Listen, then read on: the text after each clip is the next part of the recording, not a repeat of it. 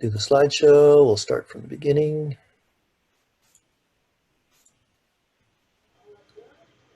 Okay, so everybody see the orange slide, chapter 0? Yes. Yes? Okay, good.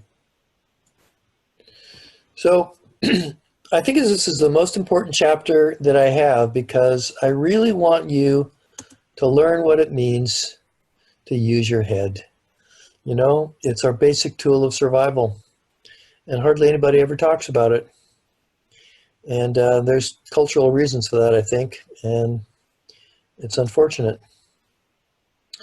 So I always usually start out with this slide because some of you might be quite young adults already and feel like, Rick, this is all too obvious. Come on, let's tell me something I don't know. But there'll be other people where this is a revelation. I've had really, really good comments from a lot of students. And once in a while, somebody who has really been out of shape. I hope you're all in the first category and not the second.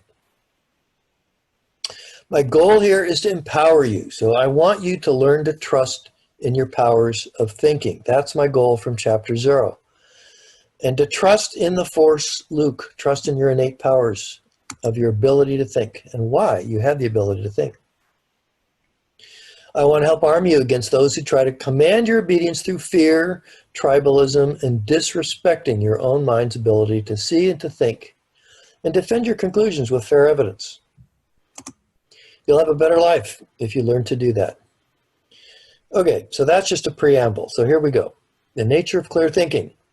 This is a famous quote from Albert Einstein. Is it surprising that the universe is comprehensible? And the answer to that is no, it's not surprising at all. And the reason it's not surprising is because we are products. Our mind is products of the evolution by natural selection. So of course they work. Of course our minds work. If they didn't, we wouldn't be here. Natural selection is really simple. We're not all equally gifted to solve the problems of survival, and those who are better able to survive and thrive tend to leave more descendants. To some extent, they inherit the higher fitness, and therefore they leave more offspring, who then also inherit some of those aspects of this higher fitness. And therefore, favorable traits tend to spread through the population, and unfavorable traits tend to disappear. Our principal trait of survival is our brain. If our brain didn't work, we would not be here. I mean, just think about it. We're just meat on the hoof. We can't run very fast. We don't have any shells to crawl into. We don't have spines. We don't have special camouflage. We can't flick our tongues out like frogs. Life is tough. But we've got one thing no other animal seems to have, and that is the ability for conceptual thinking, for identifying and synthesizing principles from the many disparate things that we see and perceive out there and turn them into the ability to forecast the future and to plan for the future and then make that future as favorable as possible for ourselves. Except, of course, when it comes to climate change, but except for that. So our principal tool of survival is our mind. So how do we know when we've actually understood something? So you may say, well, because it's been proved. Well, how do you know it's been proved? Well, it said right here this was proved. See, there's like the Pythagorean theorem, and it's been proved. Well, do you know that it's true? Well, my professor said it was true. Well, how does he know it's true? Well, I don't know. Maybe his professor told him long ago that it was true. And hopefully at some point you'll realize, gee, is that really good enough? Can't there be a whole bunch of false stuff that gets transmitted through generations? And yeah, there can be. So we actually need to be able to think firsthand. We have to be able to digest it ourselves. And nature gave us the ability to do that. The cue that she gives us, I call, and many people call, the light bulb experience. It's the gold standard for a real grasp of reality. It's a biological signal, okay? It's a biological signal. It comes from our brain and is visible on functional MRI scans even. Where that happens in the ACC, the anterior cingulate cortex. It's driven by thousands, tens of thousands of years of evolution. And if it didn't work, we wouldn't be here again. So it must have evolved in a way so that if we just use our minds properly, we should be able to get the right understandings. Okay, so Molly's asking, should we take notes on the slides?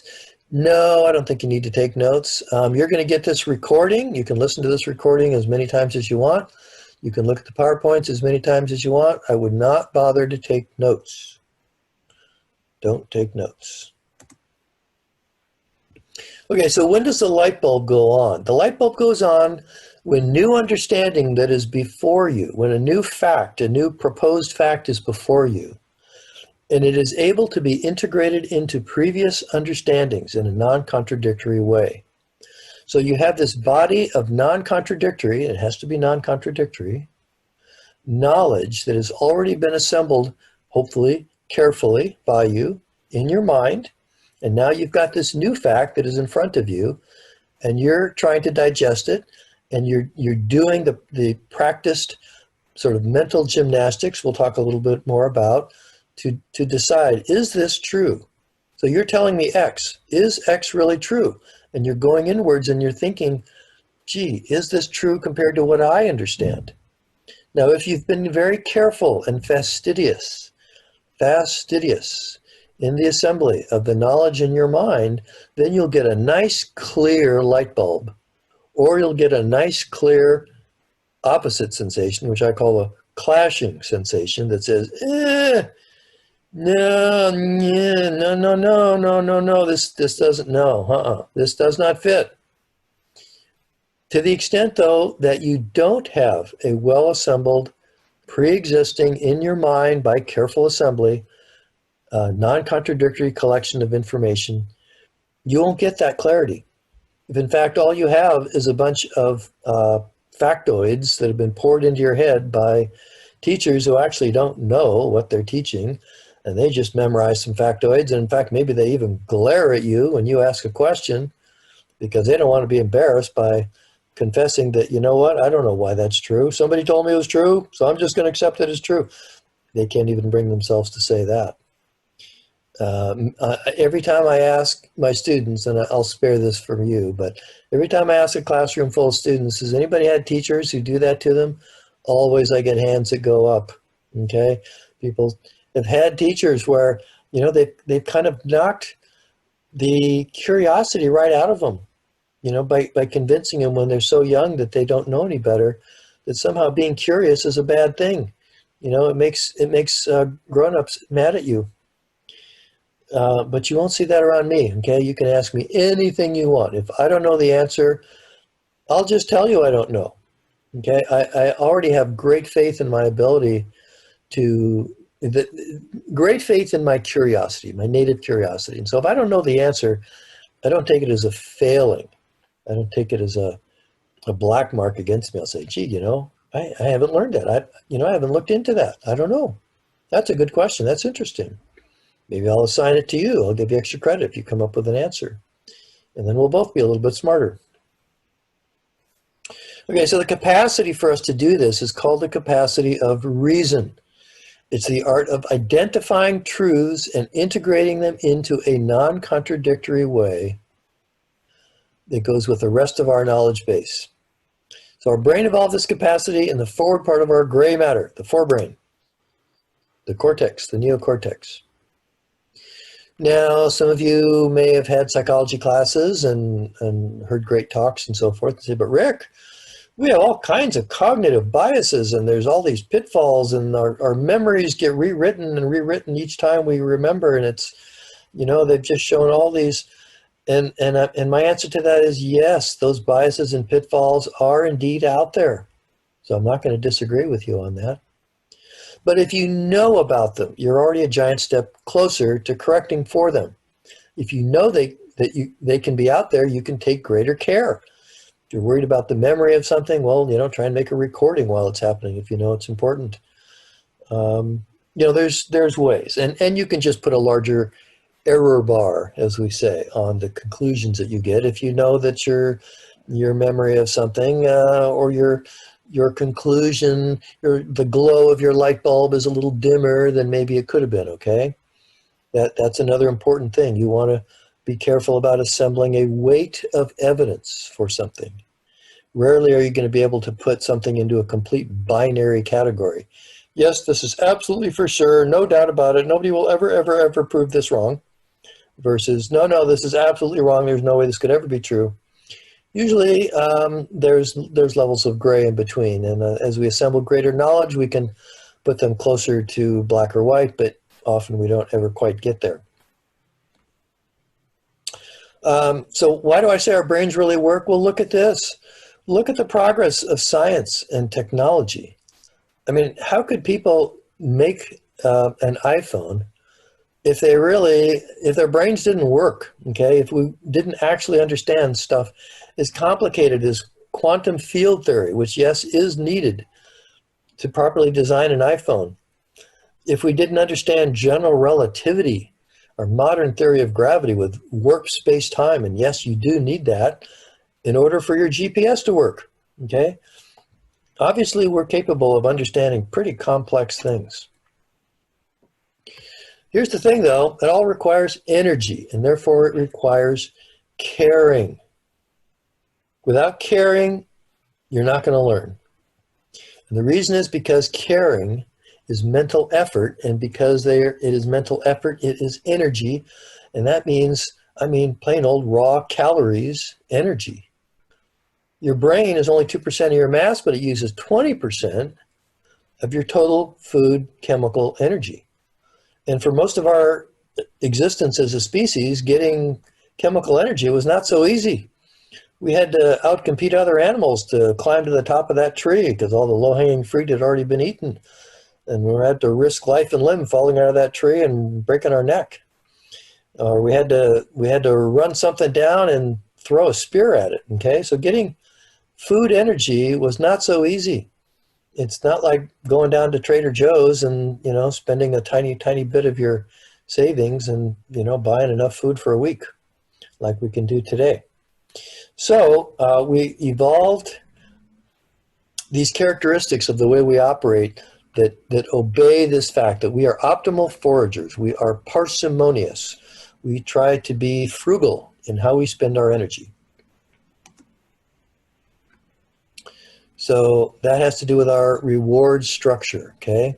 The reward structure that nature has erected for us, of course, to get us to do these things, to get us to care, get us to exert the energy, she has to reward us. It says, here, I'll reward you if you just exert the energy to do these things and think clearly. So I thought about this, and I actually gave a radio talk on this a couple of months ago on a program called Be Bold America with Jill Cody. Great program. I've co-hosted it a few times, and I've been interviewed a few times. And I did give one on this idea, the idea that nature has these systems of reward. There's the short-term system. The short-term system is immediate gratification. So how does nature impel us immediately to engage in the energy consumptive activity of discovering valid knowledge, even before the survival value of that knowledge could take effect? How does she do that? She does it with what we call curiosity. Okay? Everybody who's ever been a little teeny kid knows curiosity. Little kids, they go around and they've got these big eyes and they're just staring at everything and they're just soaking it all in.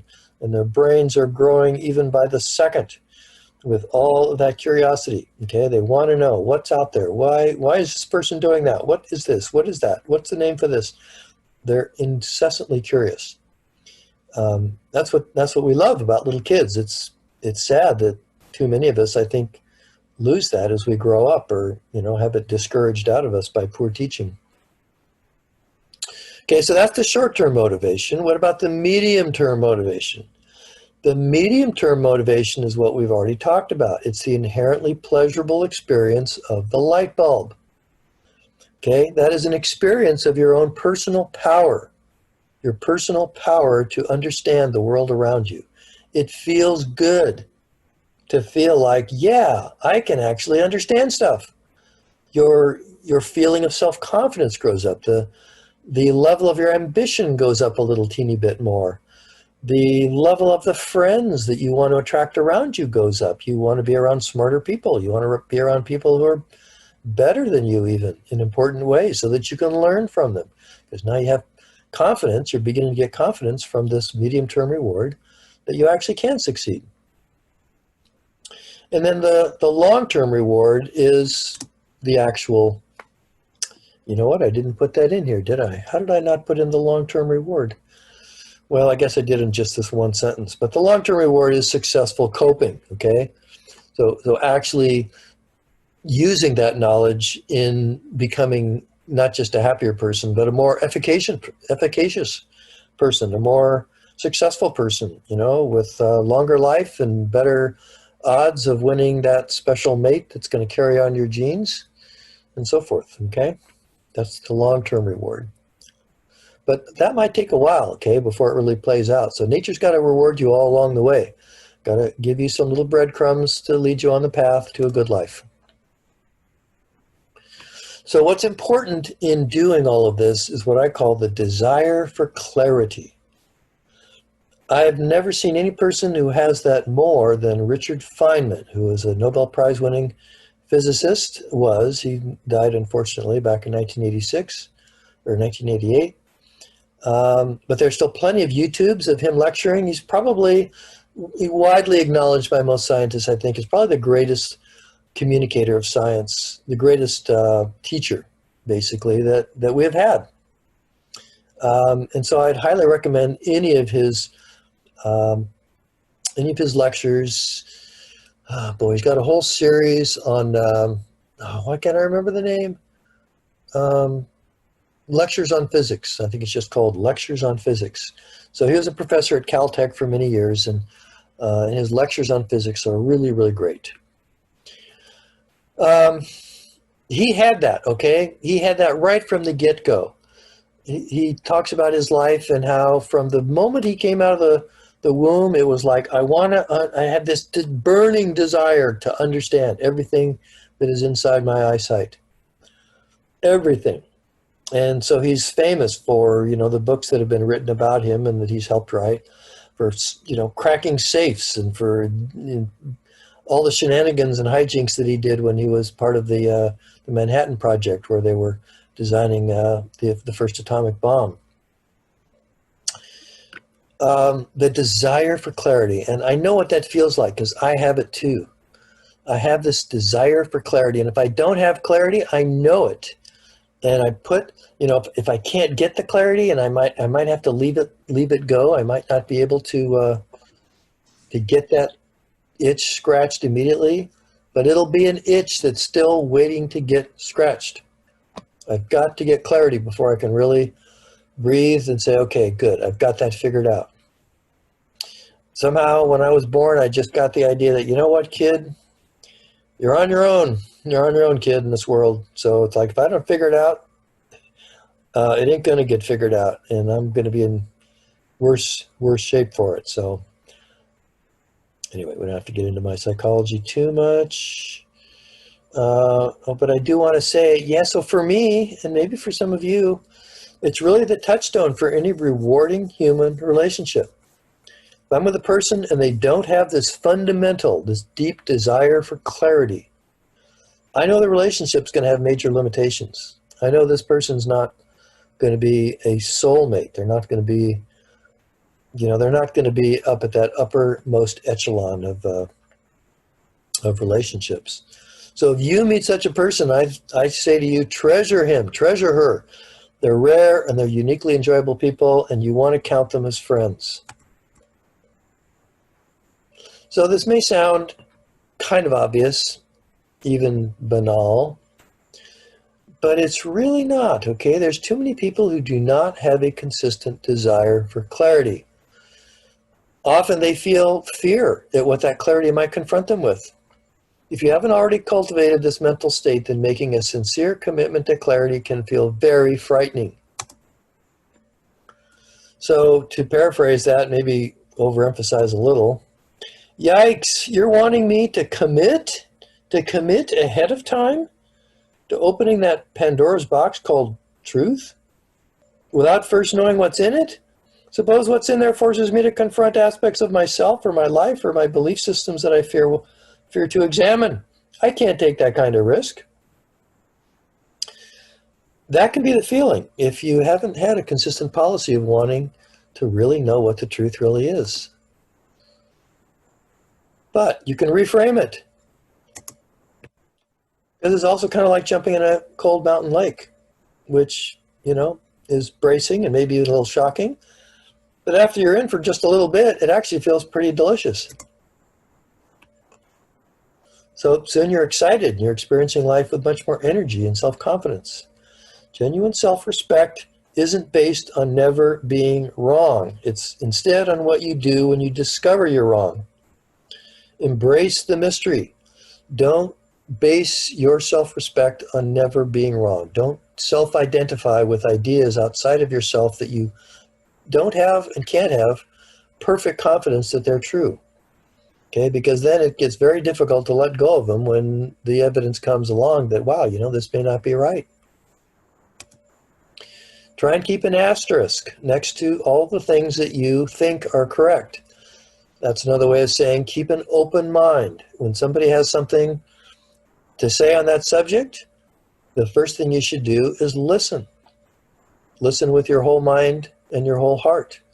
And if it turns out to be totally bogus, at least you've understood it well enough to say, oh, no, but you know what? You don't understand this and this. I don't think you've encountered this aspect of the problem. And it kind of overrules your objection, and it really kind of makes your contention that what I'm thinking is wrong false. Actually, I'm still quite, so far, still convinced that what I'm thinking on that subject is correct.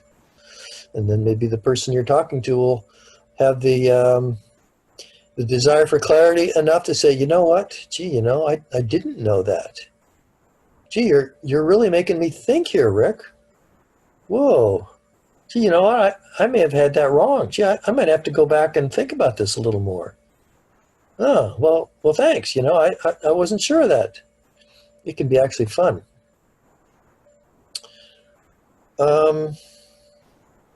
Yeah, wanting clarity of understanding, wanting to know the truth. That should be your number one priority. It's even a question somewhere in my test bank. Okay, what is the top takeaway from Chapter 0? Of all your priorities and your psychology, I say the most important one to adopt is, I just want to know what the truth is.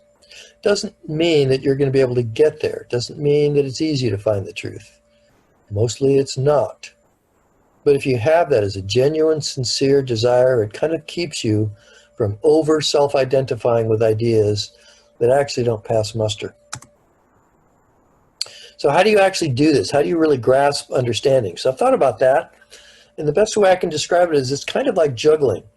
So you have this narrow spotlight called your attention, and your attention is focused, and it's a spotlight. And you can put that spotlight both on the inner world, where you have related understandings to what it is that you're now being confronted with, and then you can put that on the outer world and this new fact that you're seeing, and you can put them both into the spotlight at the same time, and you kind of like let them kind of mingle and hang together. You might even visualize it in some way, and what you're doing is you're at the same time as that's happening, you're kind of silently asking your mind, does this fit? Does this work? Can this work with what I already think I know on this subject? And if you really have a mind already that is all of a piece and well integrated, then you'll get a strong sensation. You'll either get a light bulb that says, yes, this fits. Yeah, this fits. I think this really is a new fact I can, temporarily or tentatively count on. I'm going to add this to my knowledge base. Or you might get a feeling, yeah, no. Either this new thing is wrong, or else what I thought I knew, that's wrong. Then you have to think about a little more. I mean, maybe the person who's presenting you with this new knowledge actually has some pretty good evidence, pretty good logic that had never occurred to you before. And then maybe you might have to say, gee, I actually thought I had that figured out, but you know what? I don't think I did. Gee, I'm going to have to change myself around on that. Yeah, so you get the light bulb or you get the clashing feeling. But it does take energy to do that. It takes caring, it takes willpower, and the desire to do so. It won't happen just like falling off a log. It does take focus. And that's why at a certain point, especially late at night, you know, you can get to a point where I can't think anymore, Rick. I get that way too. Totally understand. And then just a note here, IQ. So we've long since kind of abandoned the idea that somebody has a fixed IQ. Your intelligence is really a very fluid thing in the same way that the strength of your biceps is a fluid thing. And your biceps can be stronger if you do curls with, dumbbells, or they can get really weak because all you do is, lay on the couch and watch TV all day. Okay? So it's a matter of using it or losing it. Your IQ can go up if you learn how to use your mind properly and you actively do it. Next point, emotions and clear thinking. So while I kind of like the character Spock in the old Star Trek series, I mean, I grew up as a kid in the 60s when the original Star Trek with, Leonard Nimoy and that whole gang was on TV. And I kind of like Spock, but you know what? In another way, there was some part of me, especially as I got older, that really cringes when I think of Spock because he is not who we should be seeking to embody. In order to think clearly, you need to be able to also feel deeply. They go together. If you can't feel deeply, you're also not going to be able to think clearly. You don't know what things mean to you. You don't have key information about the meaning of things that are out there to you and your life internally. Your emotions really are an instantaneous summing up of what the meaning of what's out there that you're encountering is to you and your values. And to divide it in the most crude way, you can think of positive emotions or negative emotions. You're encountering something that is either pro your values or anti your values. Things that are anti your values, you feel some negative emotion, either fear or disgust or anger or, something like that. Something that is pro your values, you feel attraction, you feel love, you feel a warm, squishy feeling in, a whole bunch of different ways depending on the context. But what I want to get across is the idea that if you can't think clearly, it is probably going together with you can't feel deeply. Feeling deeply means you haven't engaged, hopefully, in too much of this thing we call repression. So repression operates by blocking both of these at the same time. Repression is an automatic response that happens with practice, unfortunate practice on your part. We're going to get to that in a minute. Okay, so let me just go on here. Okay, our mind and our senses, you know what? It's all we've got. It's all anybody's got. So you might be tempted to think, well, I don't know if I trust my mind. I'll just trust this guru over here. Well, you know what? There's a ton of different gurus out there, and they can have their own psychological reasons for wanting your obedience, maybe to allay their own anxieties. The more people, the more followers they get, the more they think, gee, I wasn't really sure that this is all true, but look at how many people believe me. I guess maybe it is true, and then maybe I can relax a little bit. That can be one motivation. There can be a whole bunch of motivations. I mean, our president is another. Anyway, I won't talk about that. But anyway, even if there are all these different gurus, you're the one who has to decide which one you're going to trust. You really can't avoid the responsibility for thought, for using your mind. Okay? There's just no way around it. So you don't want to be like the guy on the right here.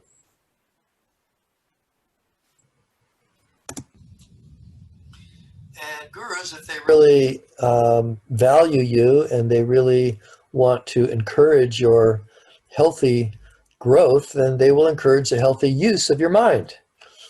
and they will be happy with your skepticism, and they'll be happy to address it and to help you get the light bulb of real understanding. They won't seek to just browbeat you with intimidation or fear or, seduction in other ways. Yeah, plenty of motivations out there for false gurus to try and turn you in exactly the opposite direction, which is blind obedience.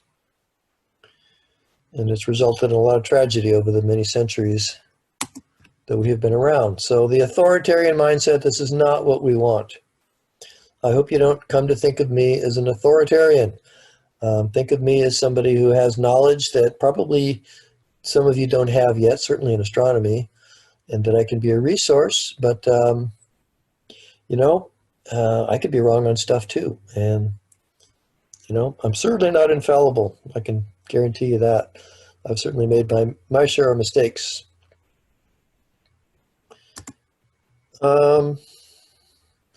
Yeah, I'm going to skip that slide actually.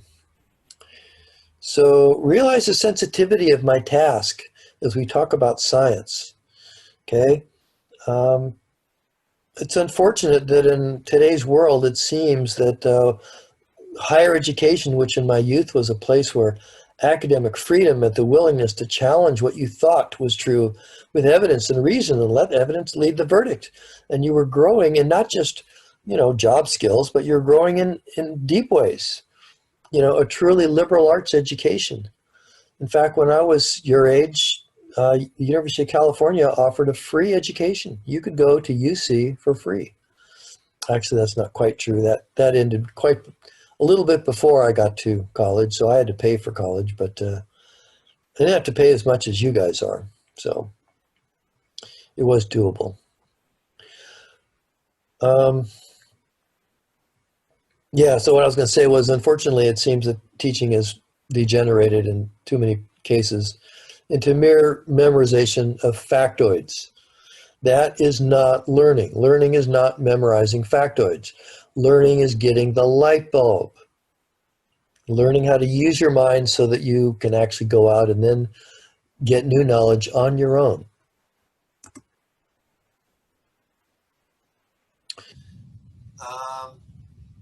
Yeah, and then there's the delicate connection with religion, and I've decided I'm not going to talk about religion in this class, but I will mention a couple of things here, and we are going to touch on religion a little bit when we get to the history of astronomy, because we kind of have to. But I just want to say the vast majority of scientists are secular humanists. Okay, that means they're not believers in a God. The U.S. is pretty unusual among Western countries, really any of the developed countries, not just Western. And being so religious, we're really kind of off-scale religious. It's very unusual. You might not quite realize that, but you go to any other Western country and the strength of religion is much less than the developed countries. So it makes it a little awkward because science, of course, is a global thing. And it's kind of awkward living, frankly, in the United States these days. So I would ask you only to open your minds with a sincere desire to grasp understanding in an atmosphere of true and benevolent academic freedom. So I respect and I welcome all students, but I do need to tell you that ideas are not the same as people. We welcome all people. I don't care what your belief system is.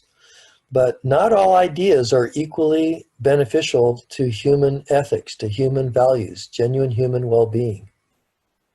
Okay? And so, yeah, and I would ask you to respect your fellow students and don't seek to shut down inquiry by forcing your personal wants above anyone else's. Probably worth saying.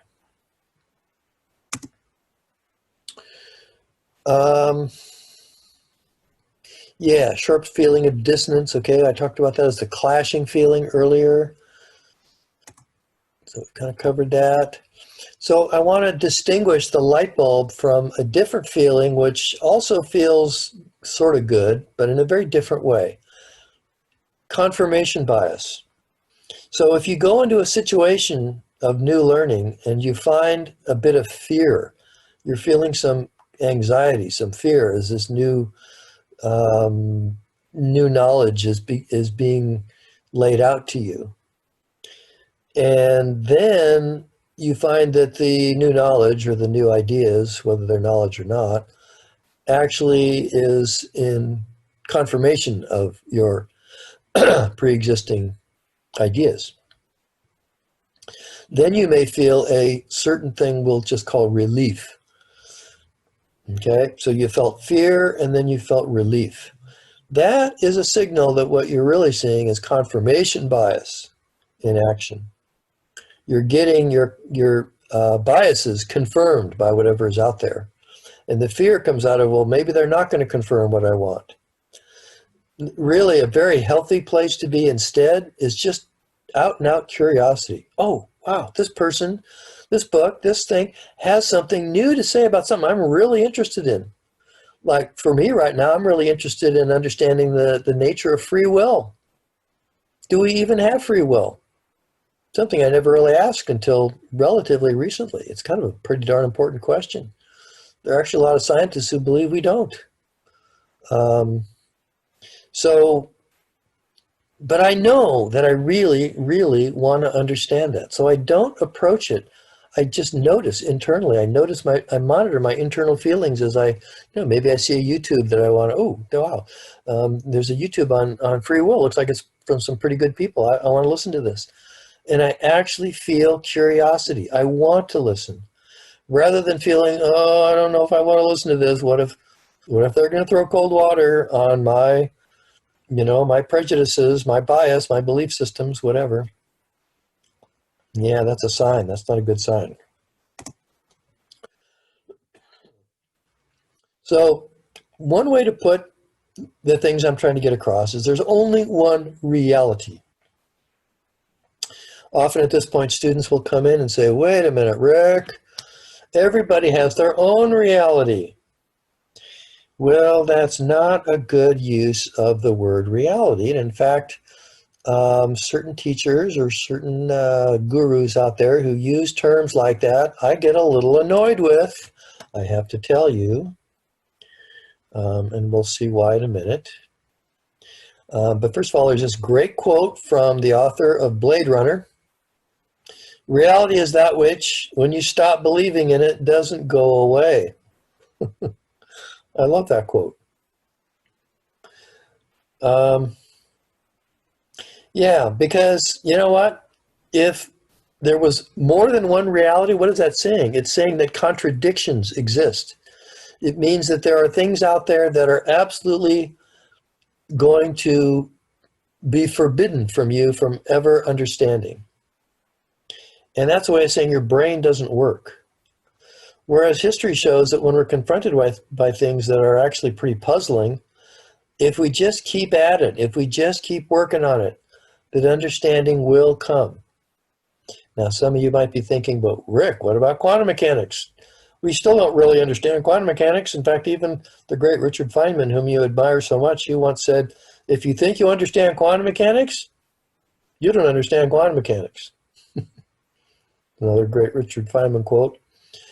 Yeah, okay, but you know what? I mean, nobody knows this better than Feynman.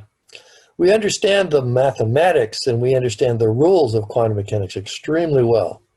It predicts experiments right down to the 13th decimal place, as far as we've been able to test it. Now, interpreting that in plain ordinary language is telling us that, yeah, reality at the deepest, smallest, tiniest level is really bizarre. Well, that's okay. It's fun to try and figure it out. But you know what? If somebody tried to tell you with authoritarian might, 2 plus 2 is 4, and 2 plus 2 is 5. Those are both true. Okay, you know what? That's a contradiction. That's a contradiction because we're going to define 2, and we're going to define 4, and we're going to define 5, and we're going to define plus, and we're going to define equals. And within those definitions, that just plain ain't true. I'm sorry. 2 plus 2 is not both 4 and 5 at the same time. So contradictions don't exist. There's one reality. Claiming multiple realities is self-contradictory. It says your brain doesn't work, but if your brain doesn't work, then how can you even trust the very claim that there's more than one reality? So the meaning of the word reality was set long ago by the great philosophers, and that's the reality we want to keep. That which actually exists. Now you might say, well, Rick, how do we know we aren't just living in the matrix? Maybe we're all just hooked up to some, plumbing somewhere, and we actually, all this that we think is around us isn't really around us. Well, okay, so you can't disprove that. But there is very elegant disproof, short of the matrix, okay? So, yeah, the matrix is a bit of a mind bender. Okay, I'm going to assume that we're not in the matrix, okay, people? Will you grant me that? We don't live in the matrix? Sage, I see you not quite sure. Will you give me that? We don't live in the matrix? I don't know. You don't know? All right, well, let's just assume we don't live in the matrix. Okay, if we live in the matrix, then yeah, we can't. Then we know nothing. Then I guess just enjoy it. Like that one guy, remember, who betrayed everybody else? Anyway, we don't have to go there. It is true, though, that we all have our own perceptions and conceptions of reality. So I invented a very ugly word, pakor, and that is your own perceptions and conceptions of reality. You say, well, Rick, that's an ugly word. Yeah, I know. Sorry, the beautiful word reality is already taken. You can't have it. The truth that there's one reality is really to say that our own individual pakors, which do differ, our experiences all differ, so our pakors are all going to differ. But our goal to have a good life is really to have our pakor match as well as possible the actual one true reality. Then you're going to be making decisions that are most harmonious with what's actually true and probably making real progress instead of spinning your wheels. So here's why I get annoyed with this other use for the word reality. Oh, we all have our own realities. In one sense, you might say, oh, Rick, it's just poetic. Don't get all bent out of shape. But here's the thing. There's this subtle meaning that gets transmitted, and that is, oh, well, there is no reality, Rick. It's all just opinion. And it's often a way to try and sneak in some ideas that actually don't pass muster when you look at them carefully. And the only way they can sneak them in is just say, well, nobody knows anything, and so my opinion is just as good as yours. And by the way, here's my opinion. And it's something way out in the wild blue yonder that actually violates everything that we have tested, and it really doesn't pass snuff at all. But the only way they could get it in is to think, well, everybody's opinion is just as good as everybody else's. You should definitely listen to opinions you haven't heard before, but you might not have to listen to them very long before you realize, oh, wait a minute, that's wrong. Here's why. And then you explain to where you heard that opinion why it's disagreeing with actual evidence. But you know what? In the brave new America of today, everything is labeled as fake news, thereby discouraging you from trying to make distinctions between what's real and what's fake. See what you gain by this fake news thing? You just give up. You just give up and you just distrust everybody. But that means the news that is real, you're also distrusting. And then the people who are trying to convince you of fake news, they're already halfway to their goal because you've given up. Language is distorted to the breaking point and delivered as if it's the honest truth. It's the big lie technique, which was used so prominently by Joseph Goebbels in Adolf Hitler's Germany. And it's returning to 21st century America, I'm so sad to say. Okay, there's an elegant disproof that there is, that there's no reality, only opinion. Okay, we can disprove that. I'm going to look at my watch. Okay, can somebody promise to tell me at 7:30? That's only 6 minutes from now. That Rick, we need a break. So I do owe you a break. I owe you a break every mid-class. So from 7:30 to 7:43 or thereabouts, we'll take a break. But we're not quite there yet. It's 7:24 by my watch. Yeah, so life requires constant maintenance and energy. constant maintenance and energy. It's a fight against the second law of thermodynamics, which is the fact that everything tends to a greater and greater disorder just because of the number of atomic quantum states that are in a disordered versus an ordered way. That's the second law of thermodynamics. If you have already had a little science, it's kind of a fun thing. You can look and read about that. So if we need constant energy just to survive, we have to interact with the outer world, the world beyond our skin, to get that energy. And that means we have to succeed. We have to actually know something about the outer world in order to interact with it and get our sustenance, food, water, shelter, etc. Okay, so that's my elegant disproof that is all just opinion. We actually do know things. That's not to say, again, that everything can be understood easily and without effort and automatically and with never worry about being wrong. Nature doesn't give us that, okay? You have to accept the risk that you might be wrong, and you have to accept the effort of actually trying to make your mind work. But if you do it, and you do it well, you'll find it's fun. It's rewarding. It's not a chore. It's actually a lot of fun. This is even true in the realm of ethics. So many would have you believe the notion that we should never judge cultural values, lest we be accused of discrimination and offend someone who may be attached to them. But here's the thing. Humans really do have a specific nature driven genetically for our optimal fitness in the real, external, objective world. There are therefore specific requirements we have in order for optimum happiness and well-being. Okay, we can't eat rocks. Okay, we can't drink ocean water. To just do a couple of obvious examples, we need specific things for our well-being, and these have to be the proper framework for ethics. Ethics can't be just any old thing that you want. Don't leave yourself helpless against someone who says, well, you know, my ethics says that we ought to take the Jews and just put them all in ovens and bake them.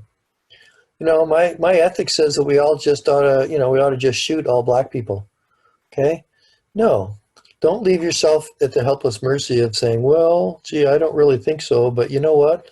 I don't want to tell you that you might be wrong because, I don't know, that's discriminating and being judgmental against you.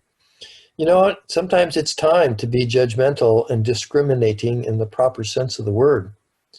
There are a lot of things that don't impact on human welfare. Chocolate or vanilla, straight or rainbow, black or white. And therefore, they're neither moral nor immoral. But it would be absurd to argue that we shouldn't discriminate, quote unquote, against Nazi Germany fascism, feeling it's merely engaging in an alternate cultural choice, and we shouldn't be judgmental. Well, you know what? Proper human well-being says we should be judgmental, and we should put an end to it. I hope nobody disagrees with me on that. But again, the base for ethics needs to be an external, observable, and rational human well-being, human welfare. And that doesn't mean you satisfying a temporary itch, you know, like I'm mad and I'd rather just go shoot this person right now. Okay? That is not engaging the need for happiness. That is that's different. Okay? So happiness involves a long-term view of your life, not immediate gratification, which actually hurts your life. I have a question. Question, yes. Because I looked it up and it said psychopaths are born into this world, so their morals wouldn't be the same as someone with feelings, I'd say, or someone who, you know, like how well, doesn't that play into the whole thing you were talking about, that you need to have emotions for a clear mind as well? Yeah. And if someone has psychopathy, they don't have access to their range of emotions. Mm-hmm. Yeah, well, I wouldn't, well, I would say that psychopaths can be either born or they can be made. Mm-hmm. You can, by your own actions, drive yourself towards psychopathic tendencies.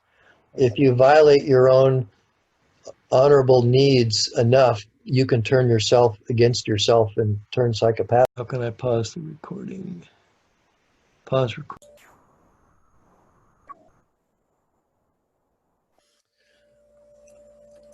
All right, so did I skip over one here? Let's make sure we're all still good. Yeah, so this is a great quote, another great quote from a famous person, John Maynard Keynes. When the information changes, I alter my conclusions. What do you do, sir? So there's a party where he was being criticized for changing his monetary policy. And it's been paraphrased, well, when the facts change, I change my mind. What do you do, sir? And it's good advice, okay? So be on guard against self-identifying with knowledge that is outside of your control. You may be the authority on what you're thinking and feeling, but you may not be the authority on something that is externally visible, externally available for basically scientific testing, checking, by others. And if it turns out that what you thought was right turns out to be wrong, you should, own up to it and say, oh, wow, okay, I thought pretty confidently that was correct, but now I see that there's new information here and it's all wrong. Don't over-attach. Don't self-identify is the way I use that word. Just let go of it if it turns out not to be true. This is a similar quote in a way. So what James Watson was trying to get across was the idea that really, if you're going to make a big leap, nobody is really obviously in a position to do that. And in fact, even Richard Feynman, when he talks about the nature of scientific method, he says, well, how do we come up with these hypotheses? And he says, you guess. And he's totally correct. You make a guess. Now, if you're a good scientist, you might be better at artfully guessing in the right direction more often than if you're not. But it's still a guess. And then what's needed is the hard work of filling in the gap between where you have leaped out to and all the rest of knowledge that is pretty well verified, or let's say pretty well supported, has a high weight of evidence. You've still got to fill that in with more testing and more logic and getting it to all fit together so that everybody else can also agree, yeah, I think this is all solid. I'm not a big fan of Mark Zuckerberg, so please don't accuse me of that. I know Facebook the name is mud these days, but this is a good quote, so I got to give him that. Movies and pop culture get this all wrong. The idea of a single eureka moment is a dangerous lie. It makes us feel inadequate since we haven't had ours yet. It prevents people with seeds of good ideas from getting started.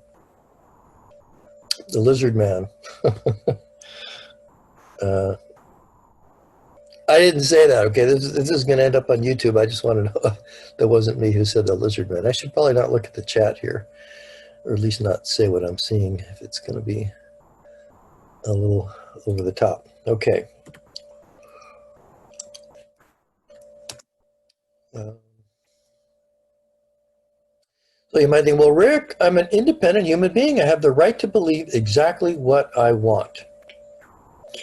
And Mother Nature will respond, do you really think you can do so without consequences? Remember, the reason our brains work, the reason we have brains is so we can actually be successful. So if you come up with and attach yourself dogmatically to ideas that are wrong, you've got to expect there's going to be consequences. So the number one consequence I want to talk about briefly is anxiety. So anxiety is your organism's signal that you're not in optimal contact with reality. Contact with either the outer world or the inner world or both. Okay, it could be either. It is a persistent fear, a chronic fear of a threat that is not conscious. So the fear may have an object which we genuinely want to know but need help in identifying. So it doesn't necessarily mean you're repressing the knowledge, although it might or it might not. But it is fairly common that we also ourselves have some complicity in avoiding the short-term pain of such awarenesses by avoiding awareness, by refusing to really engage our curiosity and really wanting to work our way through it. So we have the power through habitual muscle tension, the work of Wilhelm Reich and Alexander Lowen and later psychologists, to block awareness through chronic muscle tension. When you tense your muscles, you also inhibit the ability to feel. And when you inhibit the ability to feel, you inhibit the ability to think. And when you inhibit both of these, and you do them chronically and habitually, your mind realizes, oh, he doesn't want to think about this. Let's automate the process and save ourselves the energy expenditure of having to go through this and then get all worked up and then just end up avoiding it anyway. Okay, so you contrast this with the exhilarating exchange you might have with a scientist on a conclusion, and you get a lively uncovering of differing evidence and reasonings, and one of you, or maybe both of you, are actually going to learn something and come out of it better off, because both of you have the truth as your number one priority and not self-preservation of maybe some image or ego. So yeah, I got to contrast this with the endless political and dogma wars that are still going on today, and even worse in the past. And why is it so? Because good scientists will quickly acknowledge when the evidence reveals their wrong conclusions. They learn and they move on, and they do it quickly. Scientists listen to reality. And so the progress of science is lightning fast compared to the progress of, politics and dogmatic areas. So habitual avoidance of truth has other consequences too. Your inner self takes note, leading to a lessened self-trust in your ability to think. A lessened trust in your level of life ambitions changes for the worse. Defensiveness emerges in having any intellectual conversations at all. Your choice of friends may head towards a lower level. You may find yourself more comfortable, more relaxed around people to whom you can compare yourself favorably, rather than around people who can inspire you to rise to their level. And of course, there's physical damage as well. So there may be physical organic damage that also is involved in chronic anxiety, so I don't want to dismiss that. That's tragic, and what can you say? It's a terrible thing. But if you read what the National Institute of Mental Health has to say about it, they will tell you that talk therapy, in other words, improving your thinking, is much more effective, much more successful than drugs in trying to get people past chronic anxiety. It really is your organism signal. There's something you need to pay attention to, and you're not paying attention to it. Again, it may be because it's so complex that you, despite sincere efforts, can't achieve clarity. Maybe you'll need help. No shame in that. So chronic anxiety can also lead to chronic depression if it goes on too long. Depression carries with it the feeling of, here is something I can neither endure nor challenge, is the way one psychologist put it. I can't endure this, and I also can't change it or challenge it. And then that leads to depression. Okay, how much does Mother Nature care about my opinion? Anybody want to guess? My video off? Zero. Zero. Oh, okay. Do you really want to see my face? I guess since I'm not eating, we can do that. Well, that's the. Okay, I'm still here. So my video's back on. Somebody alerted me to that. Okay. So how much does Mother Nature care? She doesn't care. Thank you for understanding that right away. Zero, that's how much. She only cares about one thing, what's true. She doesn't care about my opinion. She doesn't care about anybody else's either. So maybe the most essential aspect of really growing up, really achieving adulthood, is accepting that and learning that it is us who have to conform to Mother Nature, because Mother Nature's laws are never, ever violated. They're obeyed down to the last decimal, always, and they're available to be tested, and we have tested them all the way out to the most distant quasars, 13 billion years into the past. And even biology is based ultimately on physics, and psychology is based on biology. And so in some sense, even though, yes, we are emergent phenomena, there's a truth there that you really can't get around. It's arrogant for us to dictate to Mother Nature what is true in violation of the evidence. And it kind of reminds me of, an infant who, when they're not happy, what do? The only thing they know how to do, which is to scream and yell. And eventually they learn language and they learn how to communicate, and, that gets to a better place. But some people grow up more slowly than others, unfortunately. So this was a light bulb moment for me back in 1985, seeing this movie. There's Harrison Ford in the movie Witness. And I don't know if any of you have seen the movie. It's a really good movie. And it's at one point, Rachel, who's the Kelly McGillis character, says, "But Mr. Book, you said we'd be safe here." This is after he discovers that the killer he seeks is a colleague policeman, and things go bad. And he responds in a resounding voice, "Well, I was wrong." And I'd never heard an admission of that made so undefensively, so naturally, so completely without apology, and with such enthusiastic willingness to instantly accept the new situation. Nobody in my childhood or neighborhood ever showed such an attitude. There was always defensiveness and, oh, I don't want to admit I was wrong, and, that kind of thing. So that had a real impact on me. I realized, wow, it's okay to make mistakes. We will make them. I will make them. You will make them. I have made them. You have made them. And, okay, it's not a big deal. It's not something you want to do. But they'll happen whether you want to or not. They'll happen. And so the thing to do is learn to live with it, accept the responsibility for thought, and move on, trying to figure out what's right. Don't stay stuck. Maybe some of you can think of some political people who don't do that. Maybe I shouldn't have said that, but anyway. Is it rude to challenge belief systems? I'll ask it in a different way. Is college a place where a young person should insist that no idea ever be presented which might cause them to reevaluate their own prejudices and current beliefs? So I would say, no, that is not what college should be about. Are you sure you'll never learn anything importantly new for the rest of your life, but instead just details? And is that really a desirable place to be?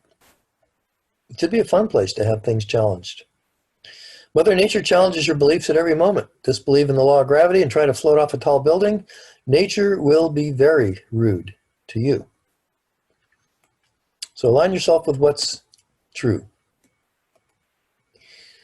Do you want the red pill or the blue pill? So you guys remember the Matrix, which was the pill that actually took you to reality. Grim as it was. It was the red pill. The blue pill, and the story ends, you wake up in your bed, you believe whatever you want to believe. Take the red pill, you stay in Wonderland, although Wonderland was actually the weird reality of the movie. And I show you how deep the rabbit hole goes. So hopefully if you take the red pill, you don't end up in the Matrix. Okay, so that's my hope.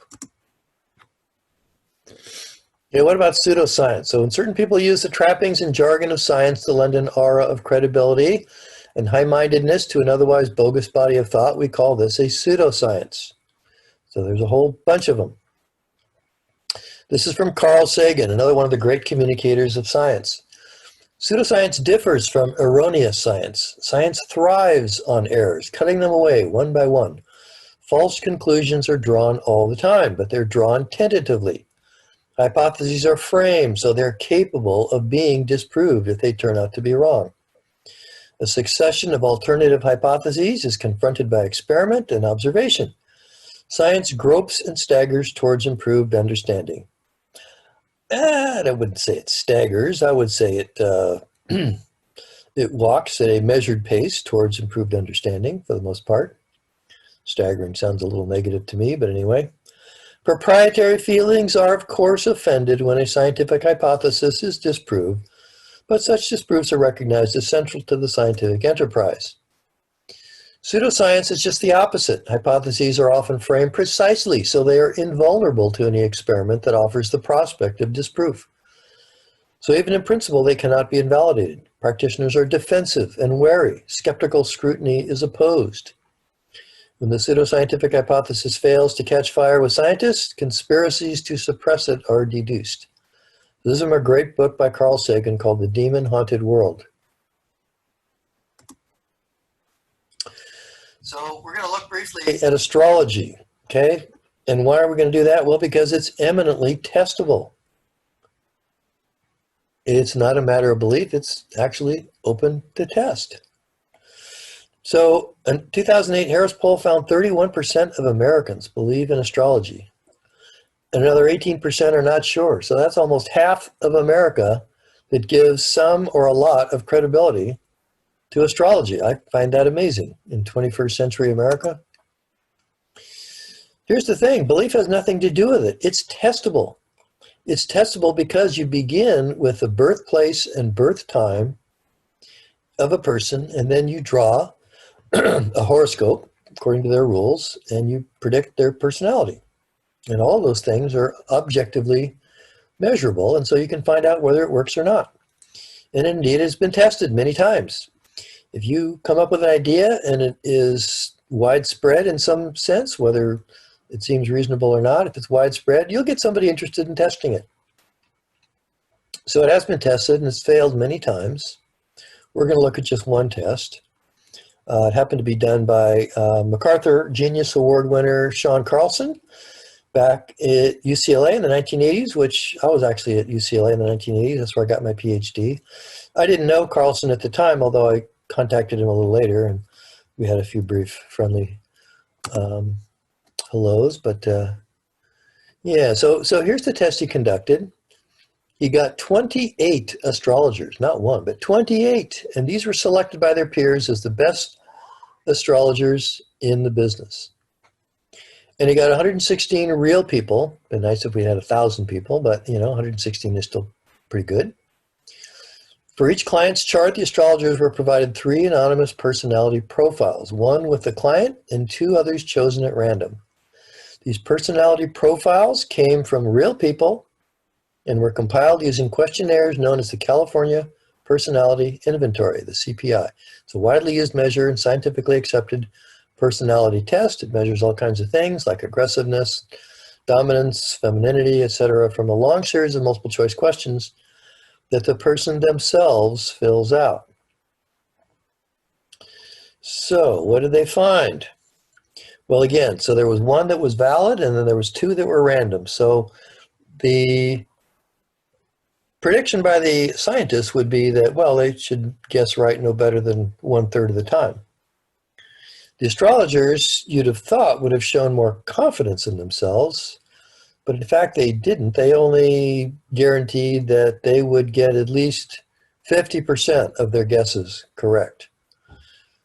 I always am a little surprised by that. It doesn't sound like they're as confident as you might think if they're really total believers in astrology. But anyway, the study strenuously attempted to avoid any bias by having the astrologers themselves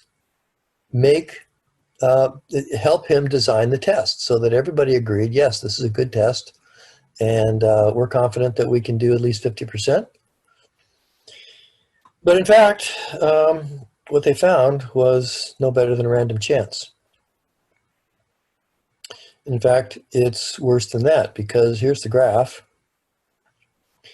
And there's wide error bars because unfortunately they only had 116 people and they had to put them into all these different bins. But still, the error bars do make a conclusive case that it is entirely consistent with 33%, which is random chance.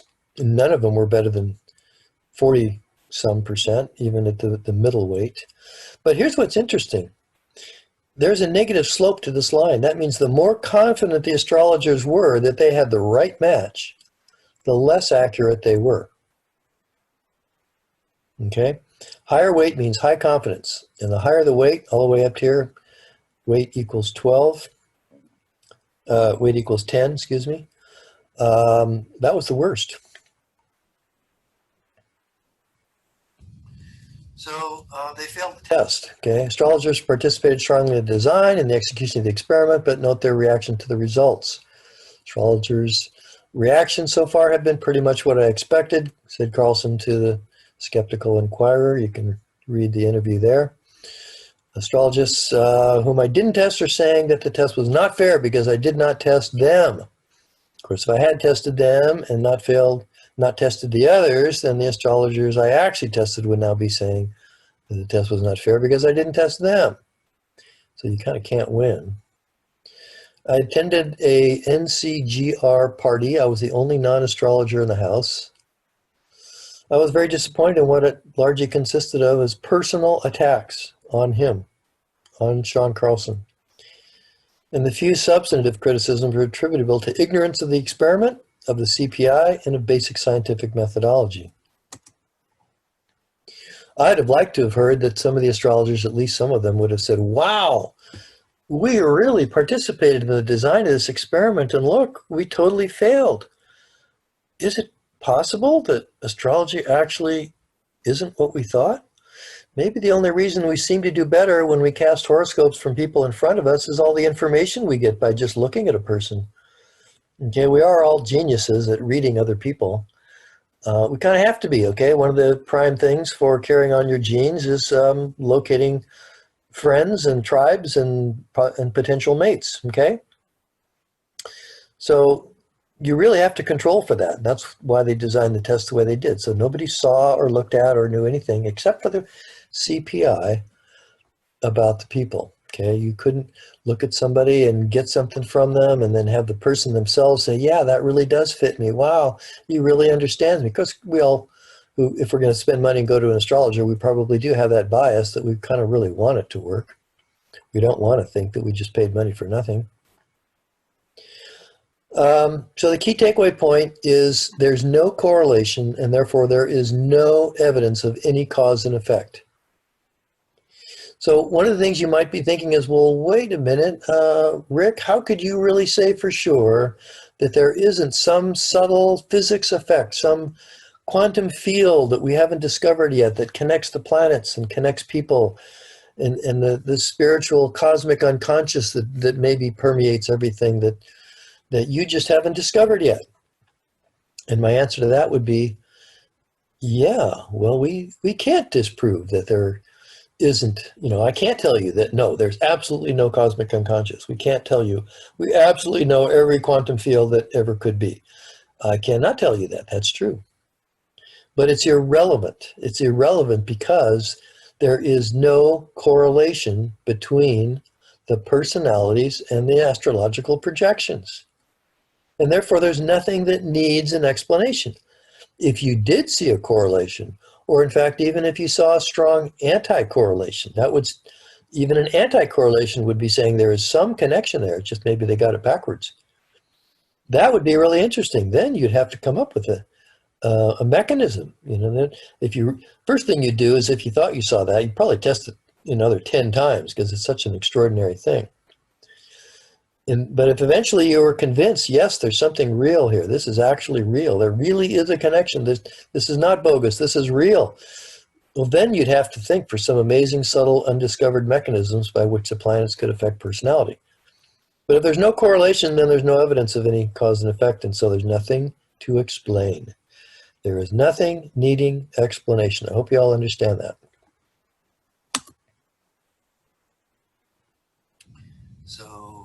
So I just went through that.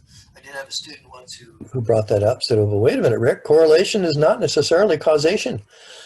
And that's true. Correlation between things is not necessarily causation. But lack of correlation is cause for believing there is no causation. So the converse is not the same. Okay, but I already explained that. I don't want to beat it to death.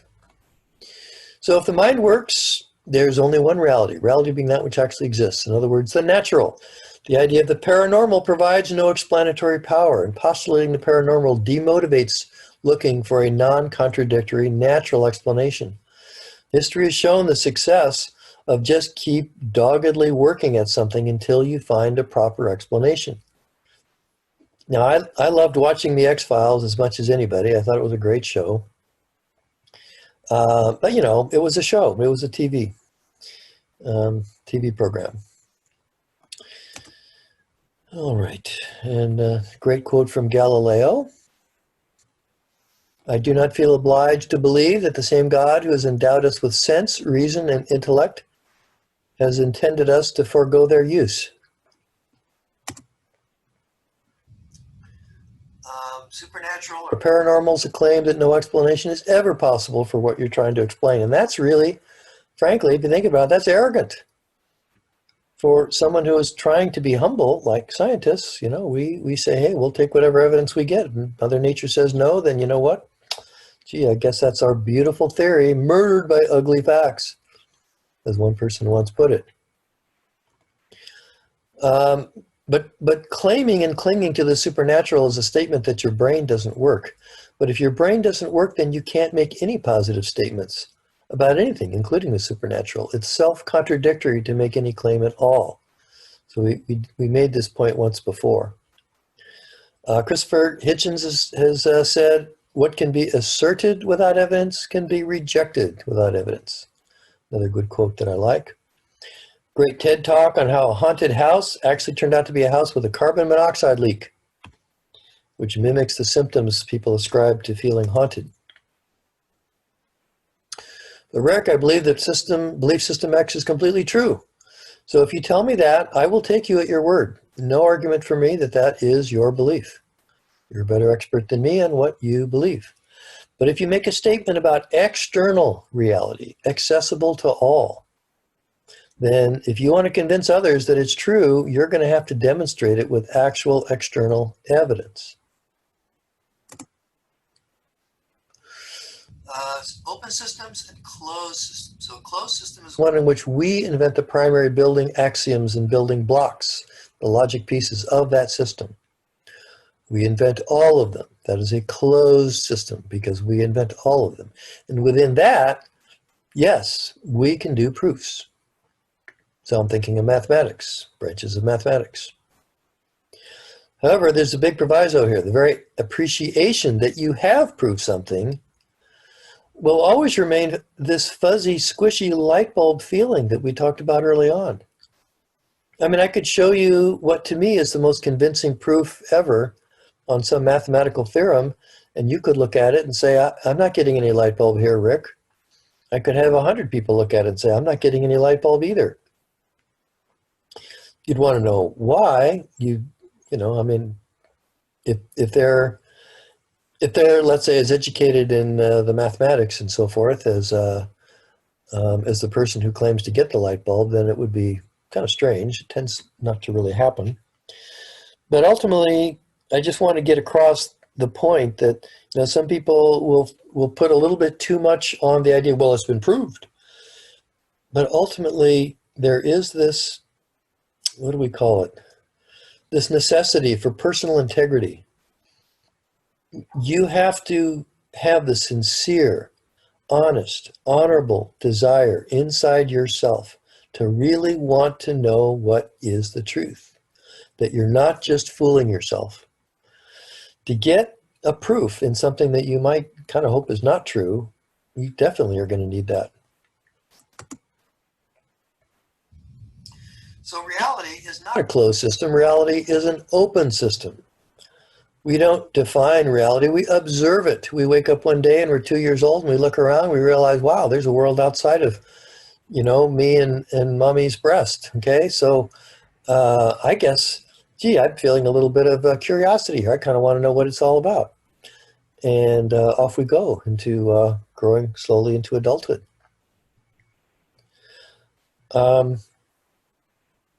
Yeah, so we have to observe reality, and we can not therefore make dogmatic fiats about what is true and what is not.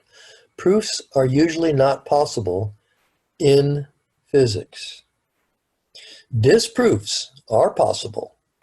So if something requires logically that observation X produce blah, and then you go out and you do observation X and you get anything but blah, Well, then that is a disproof. Okay, so you don't know necessarily what's true, but you at least know that that's disproved.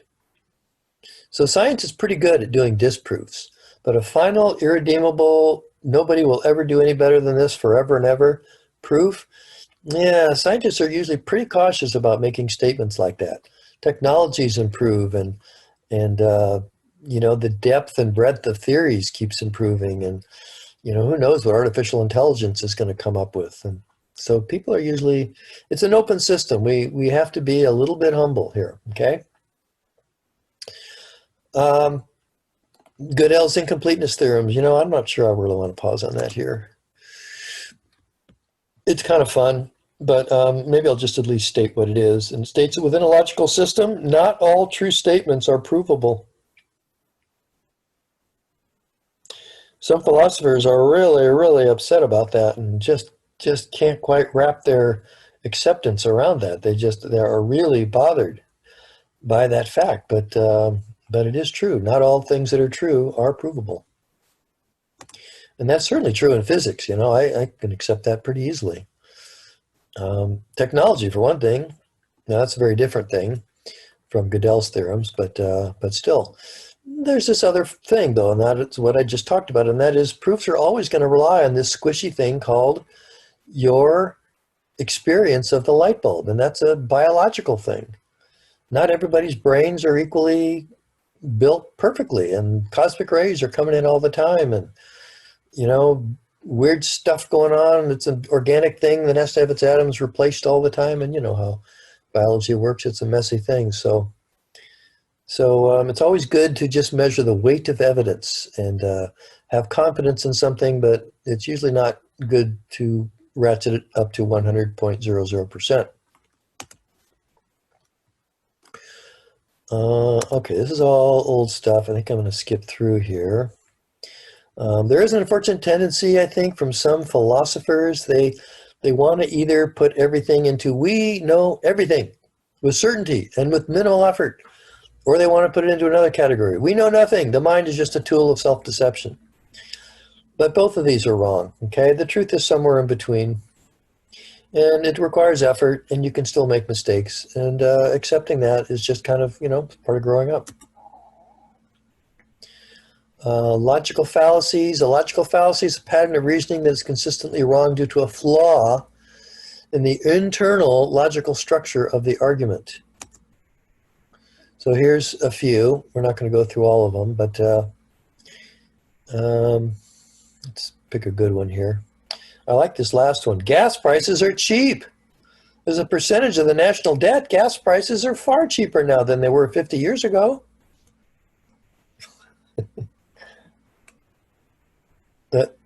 I'm not hearing any laughing out there. You guys should be laughing. Oh, your mics are all off. Somebody type LOL or something. All right. I think that's funny. Okay, maybe not. So science is really the art of asking Mother Nature herself what's true. We're all scientists in some way if we know what's good for us. Clear thinking is a skill. It's a good habit. It's exciting. It's fun. And it's productive. Now, how you emotionally feel about the truth is another question, a different question. If you're confronted with uncomfortable truths, well, okay, that happens sometimes. It happens often. We'll first respond, as every healthy human being does, by experiencing our feelings. Wow, I really didn't like that. Really? That's the way it is? Oh man, really? I don't like that at all. That's not what I expected. Okay, so sometimes we have to go there. But you take those feelings and you place them off to one side, and then you ask the key questions. Okay, so that's how I feel about it. I don't particularly like it. But the real question, is it true? What's the evidence? Does it fit with well-verified knowledge that I have or can gather? How can I energize and raise my awareness and engage my desire for clarity here? Those are the right questions. Some of us may have stranded along the path, however, of personal growth. I can't even see my total screen because of all these, shoot. I don't want, here, let's put that there. I don't want to hide my screen. Some of us are stranded on the path of personal growth. We may have instead reacted only from our feelings, feelings which may proceed from our biases and be unconcerned with truth. Maybe you've seen that in other people. It's kind of unpleasant to run across. So here's another great quote from Carl Sagan. In science, it often happens.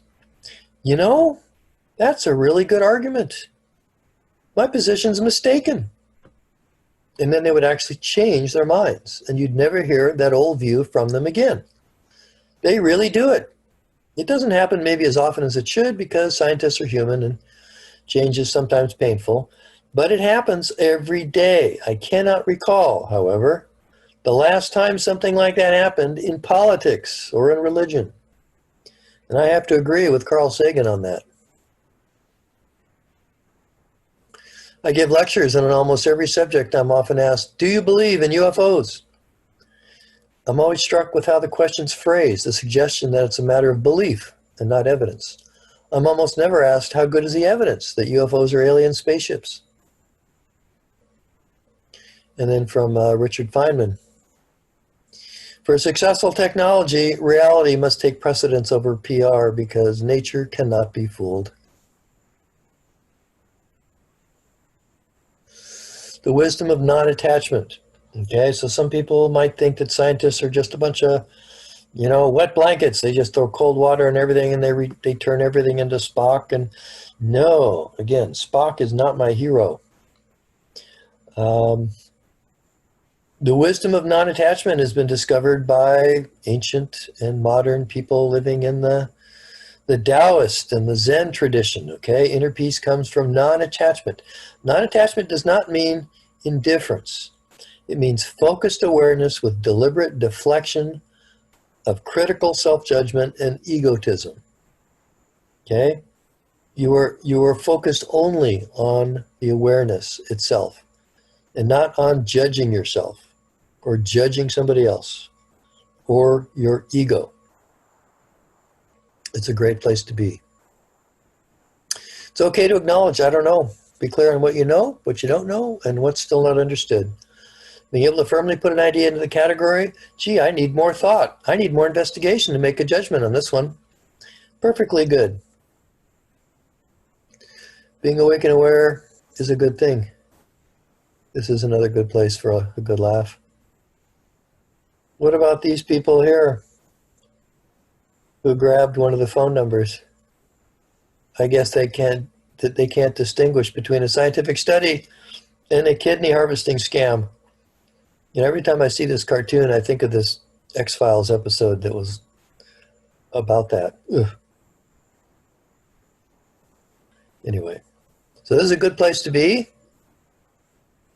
Not a good place. Okay, let's make sure you get that. Good, not good. Good, not good. Everybody got that? Okay. 3 primary modes of representing reality in internal experience: visual, auditory, and kinesthetic.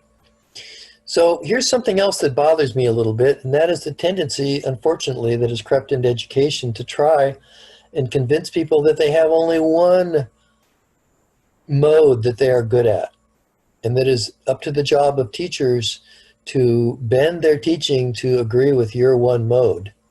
But in fact, what's true is that there are different ideas, different areas of inquiry that are suitable, more suitable for some of these than others. So for example, if you're going to learn science, science is an understanding of the real physical three-dimensional world and how it evolves in time. The equations of physics are equations of location and time and the fields that exist within them, temperature and electromagnetism and so forth.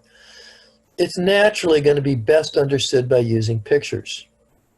Sounds are usually not as useful, although they may have their place. A visceral sensation, your proprioceptive system of where your body exists in space, is usually not that useful. Although in gravity, I think it is useful. But okay, mostly in astronomy, visual. If you're going to study music, however, I would say the auditory sense is going to be the one that you're going to want to keenly develop and get very practiced at. If you're going to learn a difficult sport like gymnastics, then I would say your kinesthetic sense is going to be the one that you're going to focus on.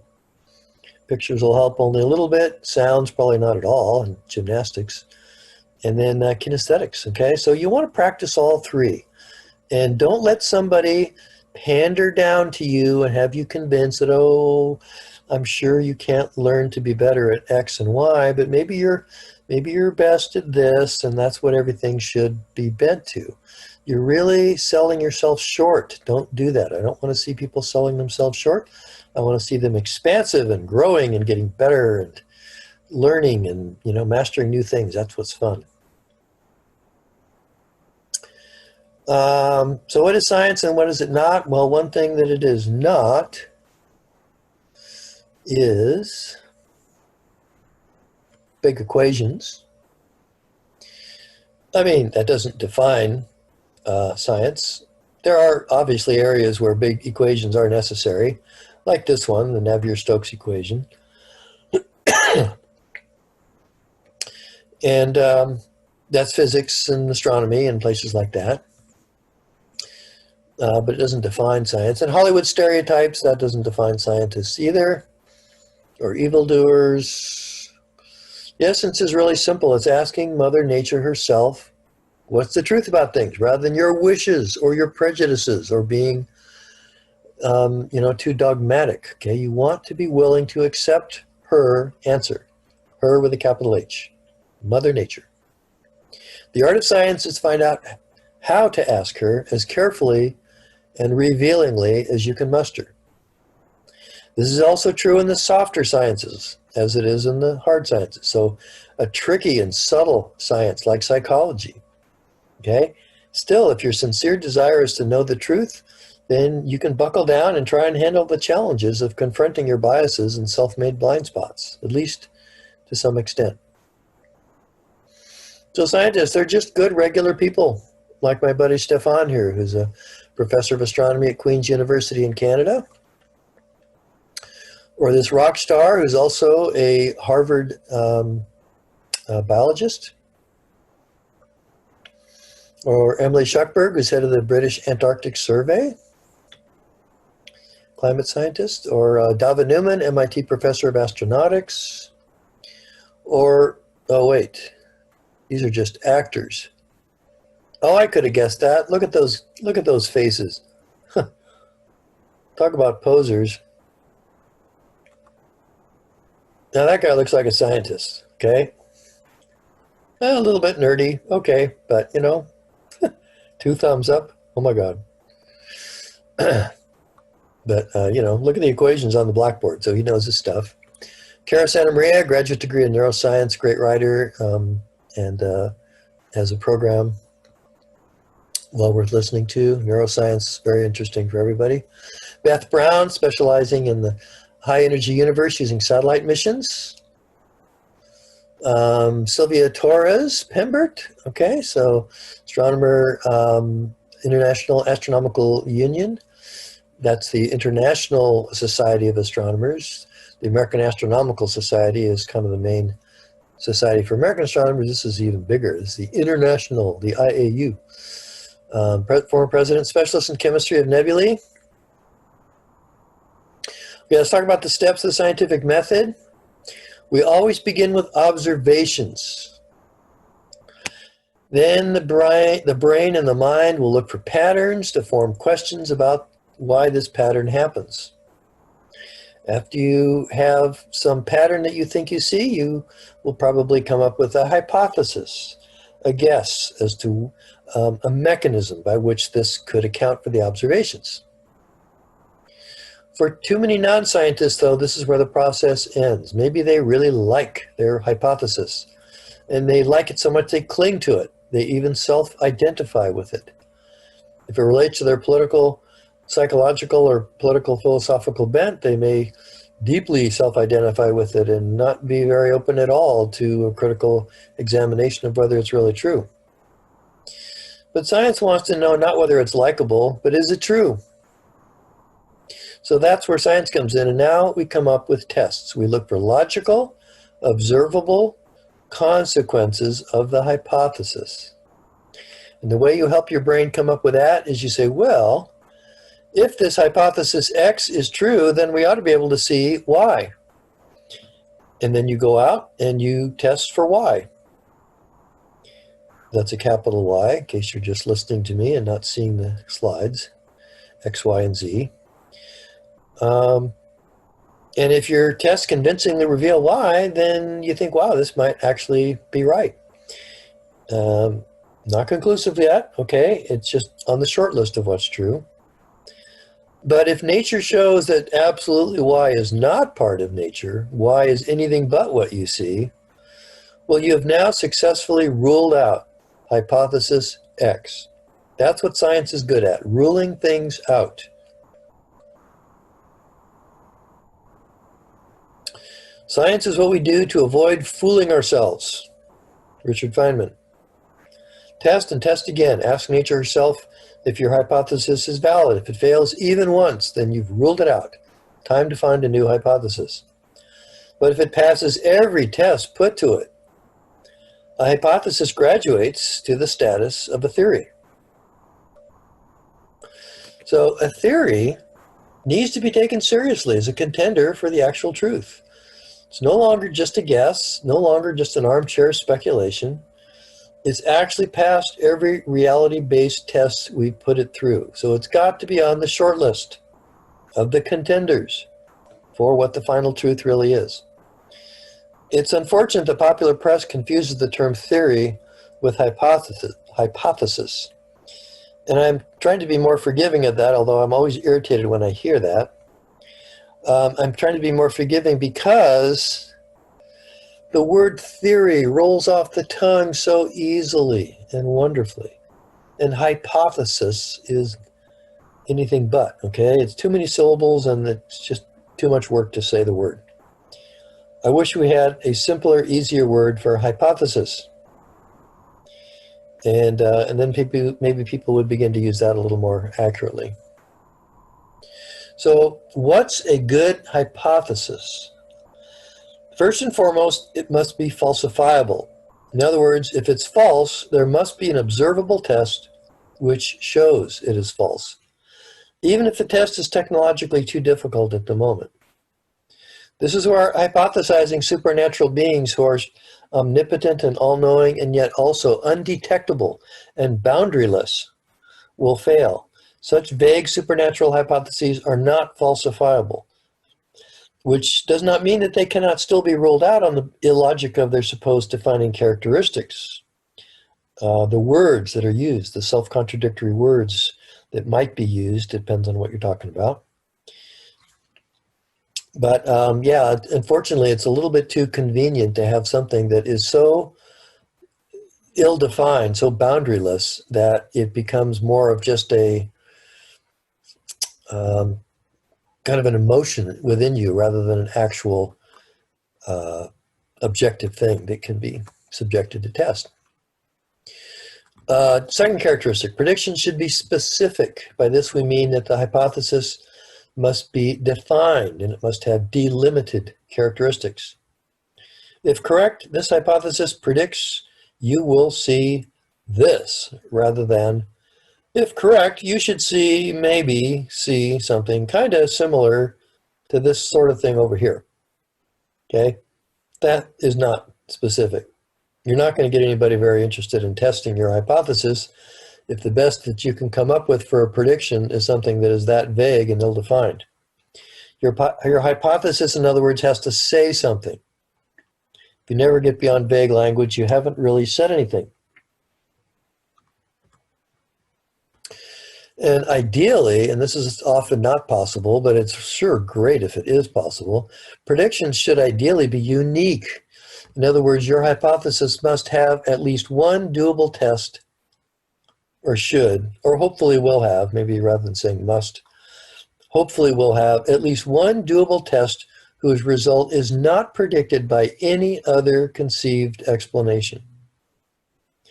then if it passes that test, you got a pretty good confidence. This, in fact, may be the real deal. This might be the correct explanation.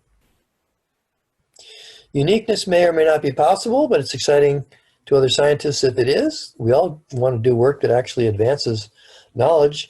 We'll get a lot of people excited and work to actually build the technology needed to test it. If it really is going to conceive, possibly rule out every other hypothesis, you'll get people excited to do it. Okay, now we're going to talk about something different, the characteristics of a good scientist. So these are now personality characteristics.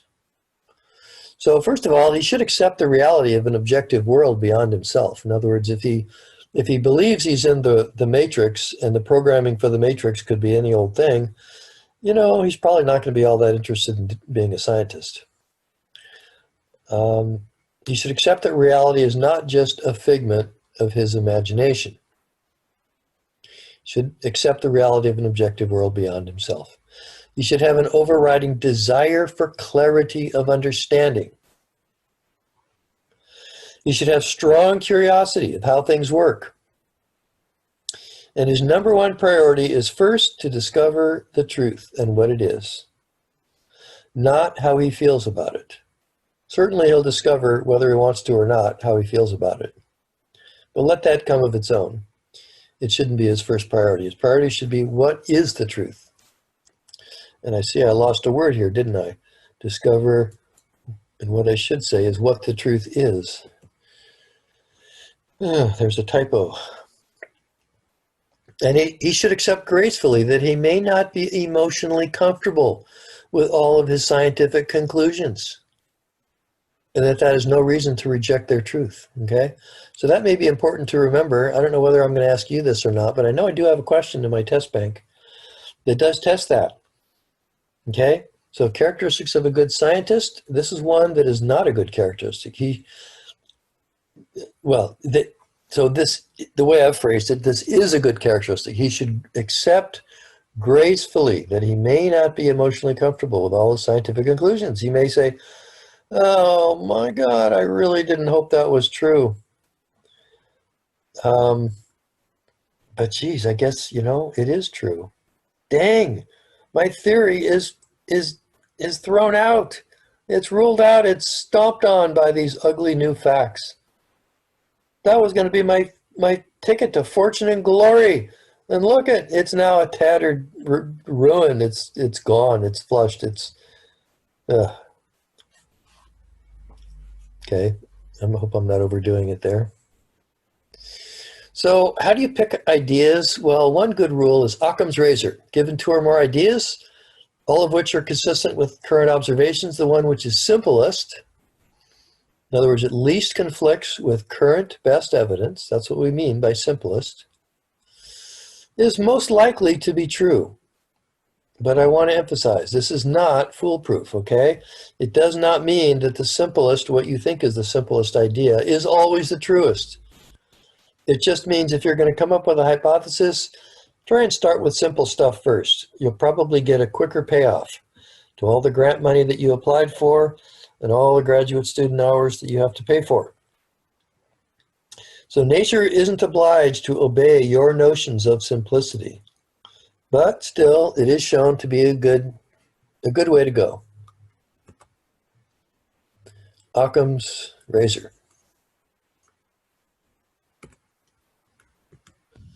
Sagan's corollary. Extraordinary claims should require extraordinary evidence, so it's kind of the opposite side. Extraordinary claims, therefore, should require extraordinary evidence if you're going to take them seriously. It's the best protection against getting pulled in by those who want you to buy into their perhaps poorly motivated system. Don't expect proof by loud assertion to carry weight with thinking people. Recent politics is a warning sign. Claim that the light in the sky you saw last night was a spaceship from another planet? You better show convincingly that all the more conventional explanations fail. And even that's going to be a pretty hard job unless you've got some pretty good evidence besides just your memory of what you saw.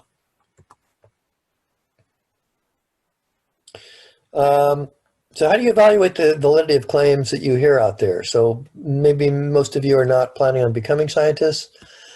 Still, you're going to want to know something about science, something about the scientific attitude that I'm trying to convey here in just dealing with things like medical stuff, okay? Who hasn't felt pain and wanted to get rid of it?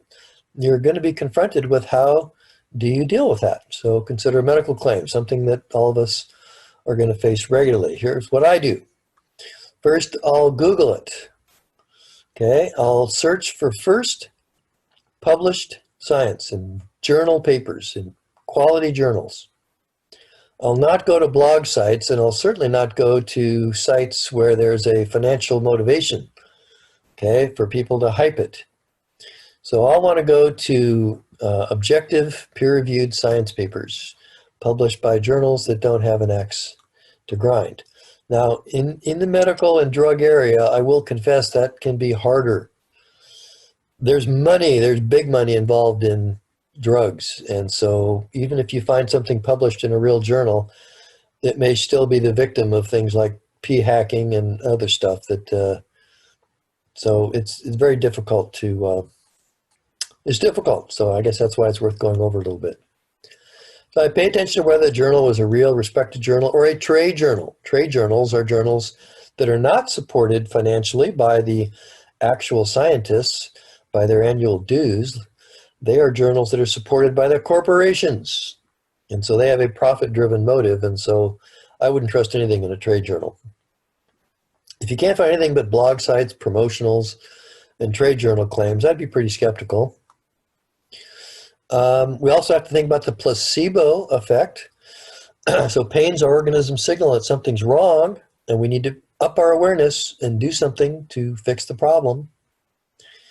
If you do something, even if it's not, in fact, ultimately the right thing, but even if you just do something that's plausible and you think you really have, perhaps, maybe, hopefully, helped your problem, then your organism will dial down the pain signal to some extent. It'll say, okay, you listened to me. You listened to the pain, and now you've done something, and maybe it'll even work. I'll dial down the pain a little bit, and we'll just, we'll wait and we'll see.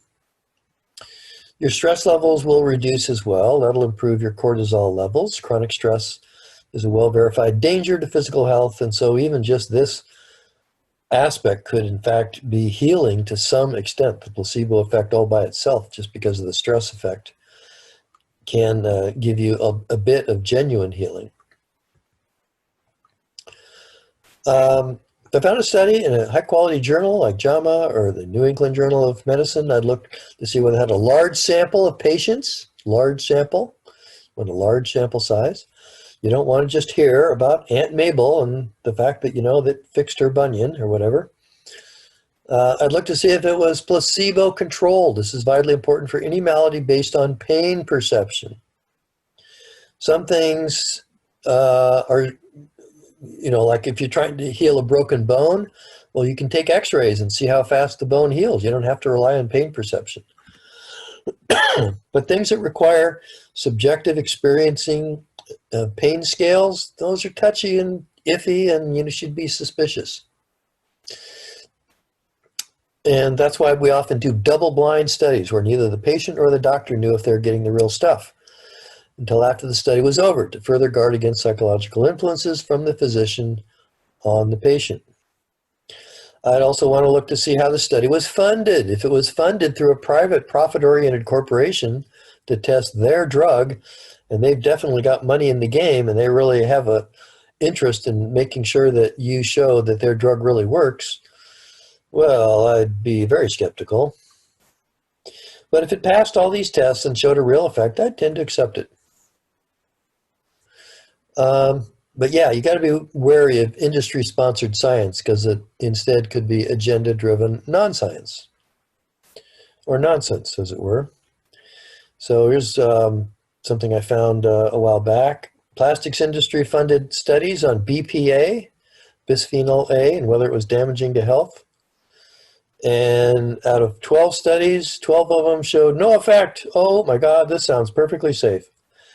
But government-funded studies, like by the National Science Foundation or the U.S. Department of Health and Human Services, and et cetera, they found that, wow, 128 out of 139 studies did find adverse health effects. Those are the ones I tend to believe, not the profit-oriented plastics industry. Okay, question for you guys. Does the new skin cream work? Patients who did not use the new skin cream, 107 got better, and 21, the rash got worse. Patients who did use the new skin cream, 223 got better, but 75 got worse. And the answer is no, the new skin cream does not work. Patients who did not use the skin cream actually had a better success rate. So the placebo effect was probably in operation here. Now, if the substance isn't patentable, there may legitimately be no group wanting to spend for the big, large-scale study. And so even if it actually works, it's like, well, there's no big profit here for us, so we're not going to invest a lot of money to test it. Then you often really have to count on academic researchers to do the work and get funded without having profit in the way. But maybe they're not interested either. Maybe they're doing other stuff. I don't know. I'm actually curious right now about something. I'll just go ahead and mention it to you. So I have an old friend, and she is a believer that grounding, that having your body grounded, electrically grounded to the earth as often as possible during the day is a positive health effect, has positive health effects. And if you don't, if you're constantly insulated, electrically insulated from the earth, the ground, the conducting ground of the earth, then it has poor health effects in many different ways. And so I think that's interesting. Is that true or not? Well, it's very tempting to say, it sounds like a bunch of New Age hogwash. But then I think to myself, for most of our evolution as people, as humans, we didn't have shoes, and we did spend most of our time insulated to the ground. And it is true that the biochemistry of people is going to be influenced by the electrical charge that we carry. So it isn't per se ridiculous. I know it might sound like it might be ridiculous, but I think it really pays to be open-minded on that. So I've tried to look up some good studies on it, and I did find one or two, and there's probably more to do, but I'm too busy right now. It looks like there might actually be something there, okay? So I guess the point of mentioning that is I would not be too quick to throw cold water on something. You might already be getting the feeling that, Rick has probably got, his ice water just ready to pour on almost everything. He's such a scientist. But no, I really try to keep an open mind. And, so that's one. I'm not really sure whether that's right or wrong. It's not like homeopathy, which is very different. Homeopathy says you can take some healing substance and then dilute it to the point where there are actually no more atoms of it in the water that you're carrying around. And yet the water itself will still heal you. That frankly sounds pretty ridiculous to me. There's certainly no theory that would justify that, but what there is certainly a great way to lower your costs. Okay, if you're going to generate homeopathic medicines, you can dilute them down to zero. Wow, your costs have just now gone for the raw materials gone to zero. So it's a little bit suspicious. Okay, I'm going to keep going here. Oh, okay, well, as long as we are doing this medical stuff. Orange Indian spice turmeric, which has curcumin in it. So there is pretty good evidence that is anti-inflammatory. In fact, plants, many types of plants, spices and herbs, they have to sit out in the sun all day long, and they've got to fight the effects of oxidation that come from all the ultraviolet light that they get, because they can't go hide under a rock like an animal can. And so it is true there are antioxidants in plants that are very good for you. And I even had my doctor recommend that, if you want to avoid, you want to lower your inflammation and maybe, after training and so forth, and your muscles get tired, then try turmeric. frankly, it's not that interesting a spice, I have to say. Very colorful, but, you know, I've tasted more flavorful spices. But, you know, I've gone ahead and I have a couple of teaspoons a day with a little bit of pepper to make it work, and I hope it helps. Anyway, it's not that expensive, so why not?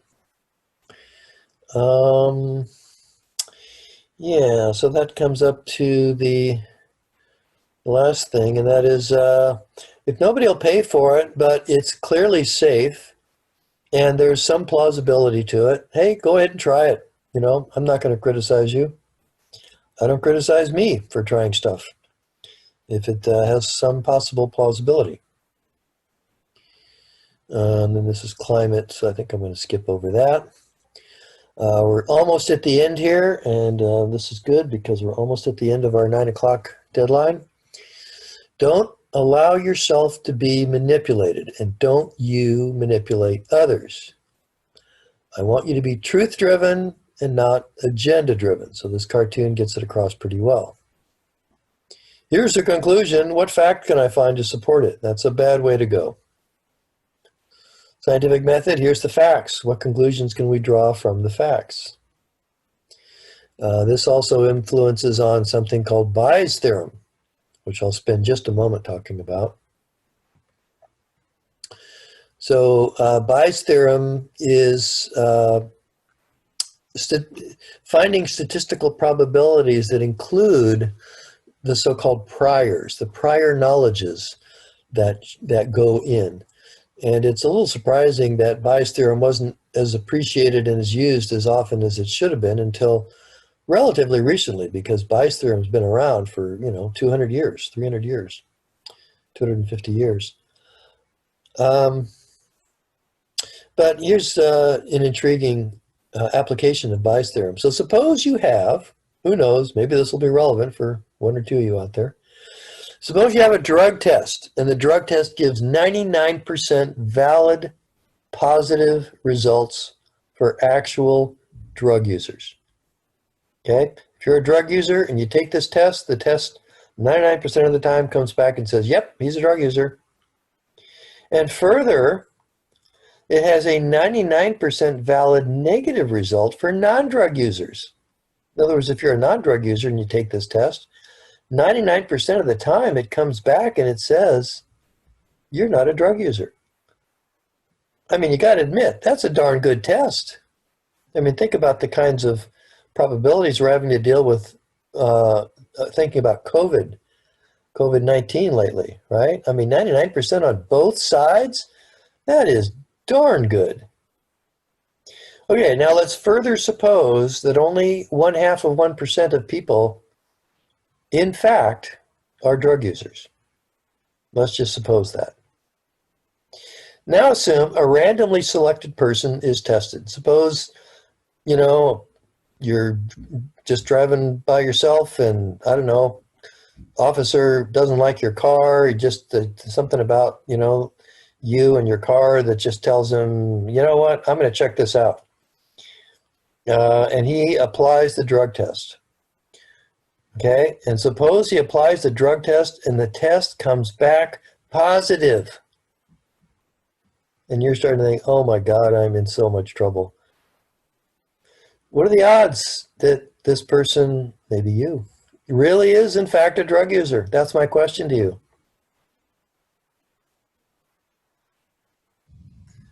I'll tell you what the odds are. Surprisingly small. 33%. You say, what, Rick? You're telling me it's 99% good on both sides. And you're saying yet when you apply the test to a random person, it's only accurate 33% of the time? Well, if he tests positive, yeah, because the prior is that he's a random person, and therefore his odds of being a drug user starts out at 0.5%. Now it bumps up quite a bit to 33%. But still, 33%, that's not enough to convict somebody. I mean, really? So, who knows, maybe that'll be useful for you someday.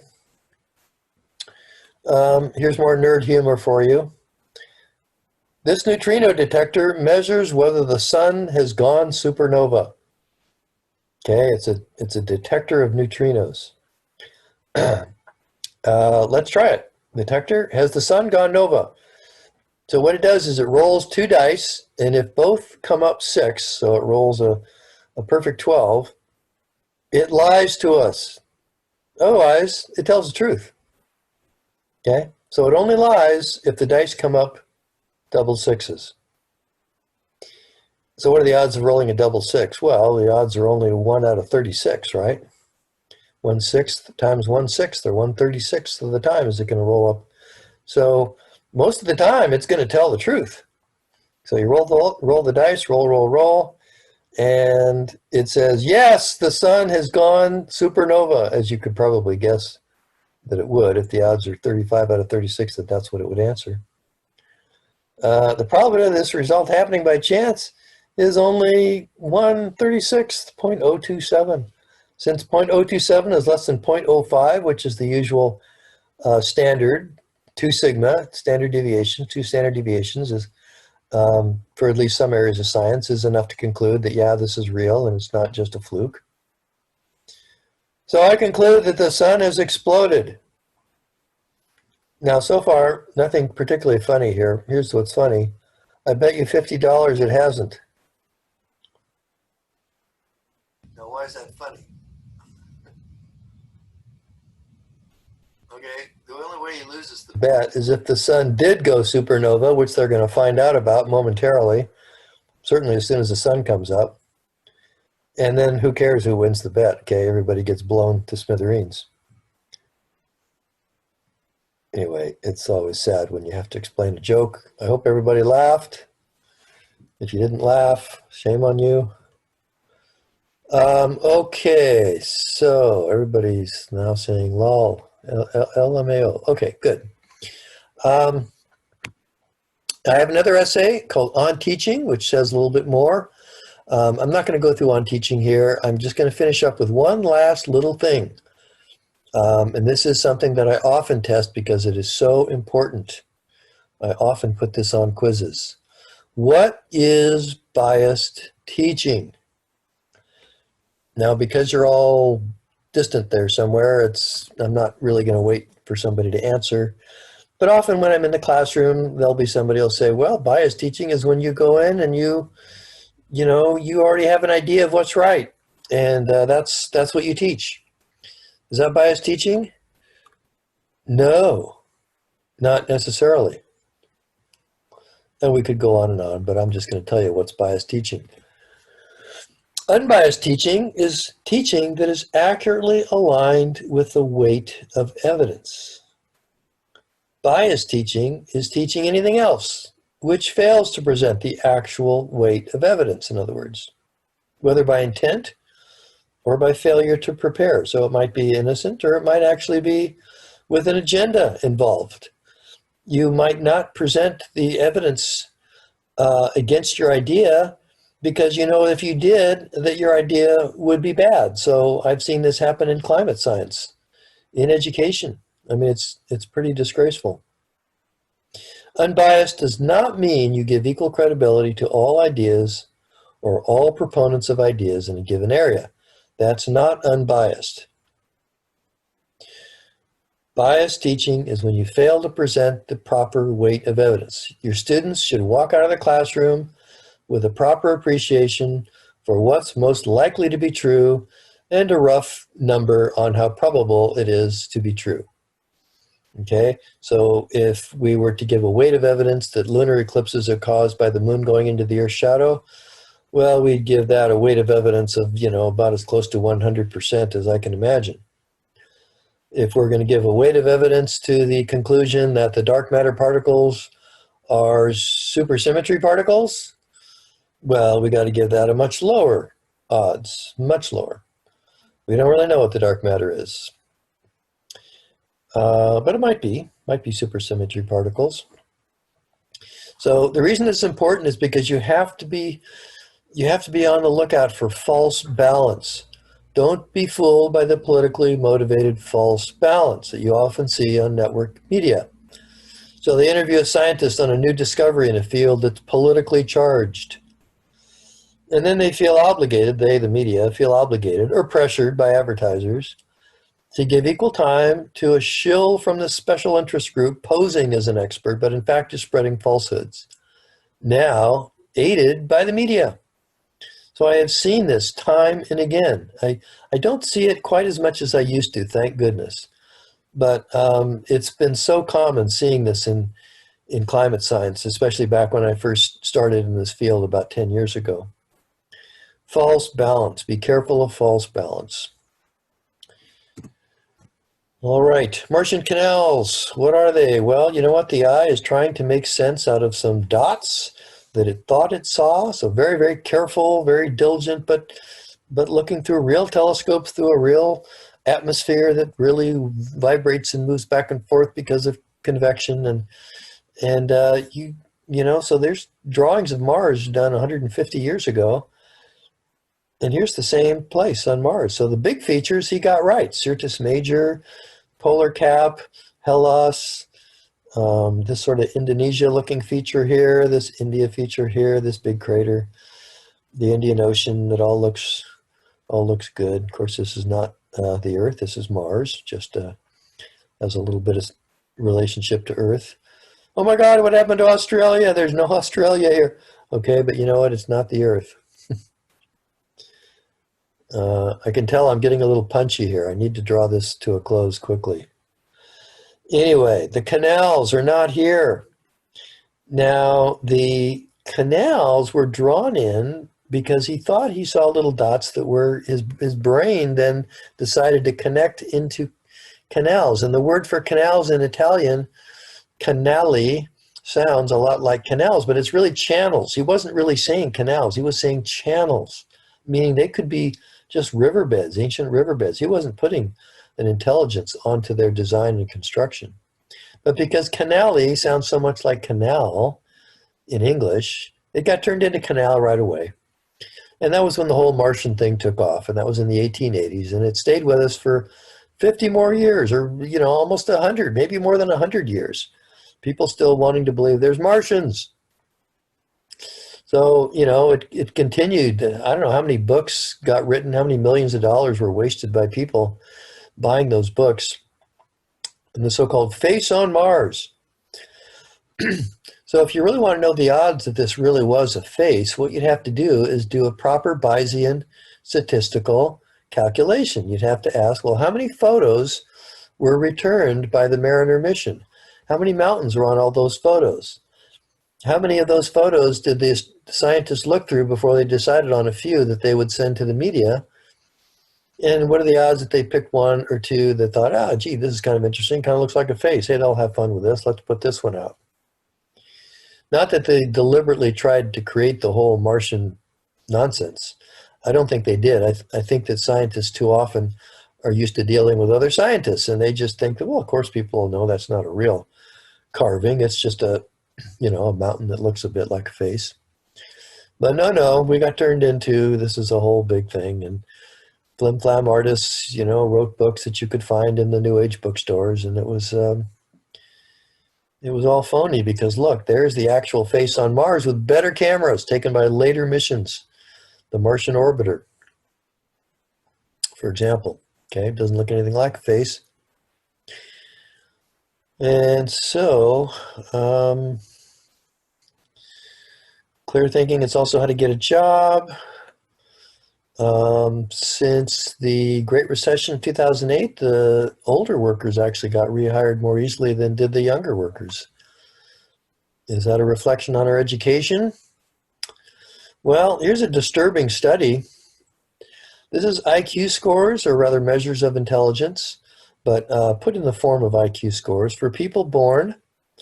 And IQ scores were actually going up for people born between 1960 and even probably before. Actually, I don't know. I shouldn't say. I don't know. 1960 to 1975. And then after 1975, environmental effects changed. And since then, IQ scores have been dropping. So I don't know when you guys were born, but you know, this is not a good trend for the future. If anybody remembers the movie Ferris Bueller's Day Off, Remember the scene in the restaurant? I weep for the future. Okay, so maybe that's not funny in this context, but dropping IQ scores. So they studied and they decided it was some kind of environmental effect. Environmental shouldn't necessarily mean some kind of toxin in the environment or hormone effects from plastics and so forth. It might just be our educational changes in education, changes in media exposure, worsening nutrition or health, social spillovers from immigration. They didn't know, okay? They just listed a few hypotheses and said, somebody else can go work on that. I don't know if anybody knows, but there it is. So this is a recent study, 2018. I don't know if anybody's followed up on it. I did not see any follow-ups. But that's a disturbing trend. Okay, sometimes people ask me about, Rick, I don't know what to do with my life. I don't know what to do with my life's work. I don't know what I want. I don't know what to major in. Cabrillo is asking me these things. They want me to declare a major. And here's what I tell them. I say, I think the most important thing you can answer is find a life work that surrounds you with quality people who can inspire you, people you can learn from, people who in some ways are better than you so that you can learn from them. Follow your personality, of course, also. I mean, you'll obviously have things you like and don't like. People have a very powerful feeling what they like and don't like. Usually don't have to ask this question. They already know very much what they want to do. But if you have no idea and you could go into anything, I would say think about the quality of the people you're going to rub elbows with, okay? So, I don't know, I would say science. How about science? Science is fun. I don't know, that's just me. Forget the earbuds, the video games, the chattering distractions the commercial interests want to hook you on while they take your dollars and leave you endlessly unfulfilled. You can click on the link, Science Daily. That's right where they want you. So you'll be primed to buy the next big thing in a vain hope, new hope, of finally being fulfilled. Higher Facebook use correlated with lower emotional and physical health. Yikes. Yikes.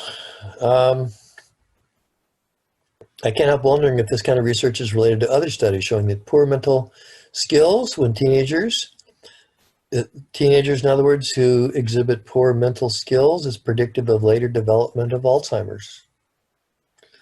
Now, that may be genetic in some cases, but it's definitely cultural in a lot of cases. The great American mind's in decline as we descend into a new dark ages. American students are fully 4 grade levels behind their Chinese counterparts in the language of nature, mathematics.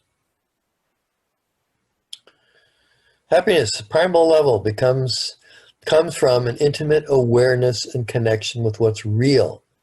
We're designed to operate best in reality, not in a made-up world that we're constantly anxious will get exposed. Because ultimately we know in the privacy of our own minds when we're fooling ourselves, and it's an unhappy place.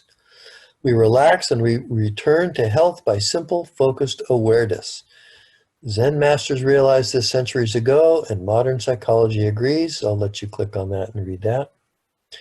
That's me enjoying some happiness all by my lonesome on a 17-mile round-trip run to Caliente Peak in the Carrizo Plain National Monument. I love going to that place. So this is the last slide, I think. The universe revealed by science, it is magical. Astrology and other pseudosciences, really, they're not magical. It's time. It's time to let go. It's the 21st century. Let's evolve. You want to go slack-jawed with awe, ponder quantum mechanics, modern cosmology, the multiverse. Take Astro 4. We'll talk about the multiverse. Science is much more magical because it's nature herself talking to us. It's not make-believe. When you see a great inspiring film, aren't you more inspired when you learn that it's actually a true story? And then the best reason is science is just plain fun. So toss dogmatism, learn to be humble, don't dictate to nature what she is and is not. Enjoy the mysteries and resume the responsibility of independent thought.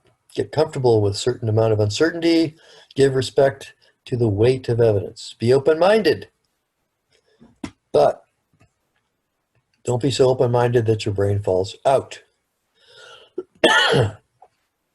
All right, well, we made it.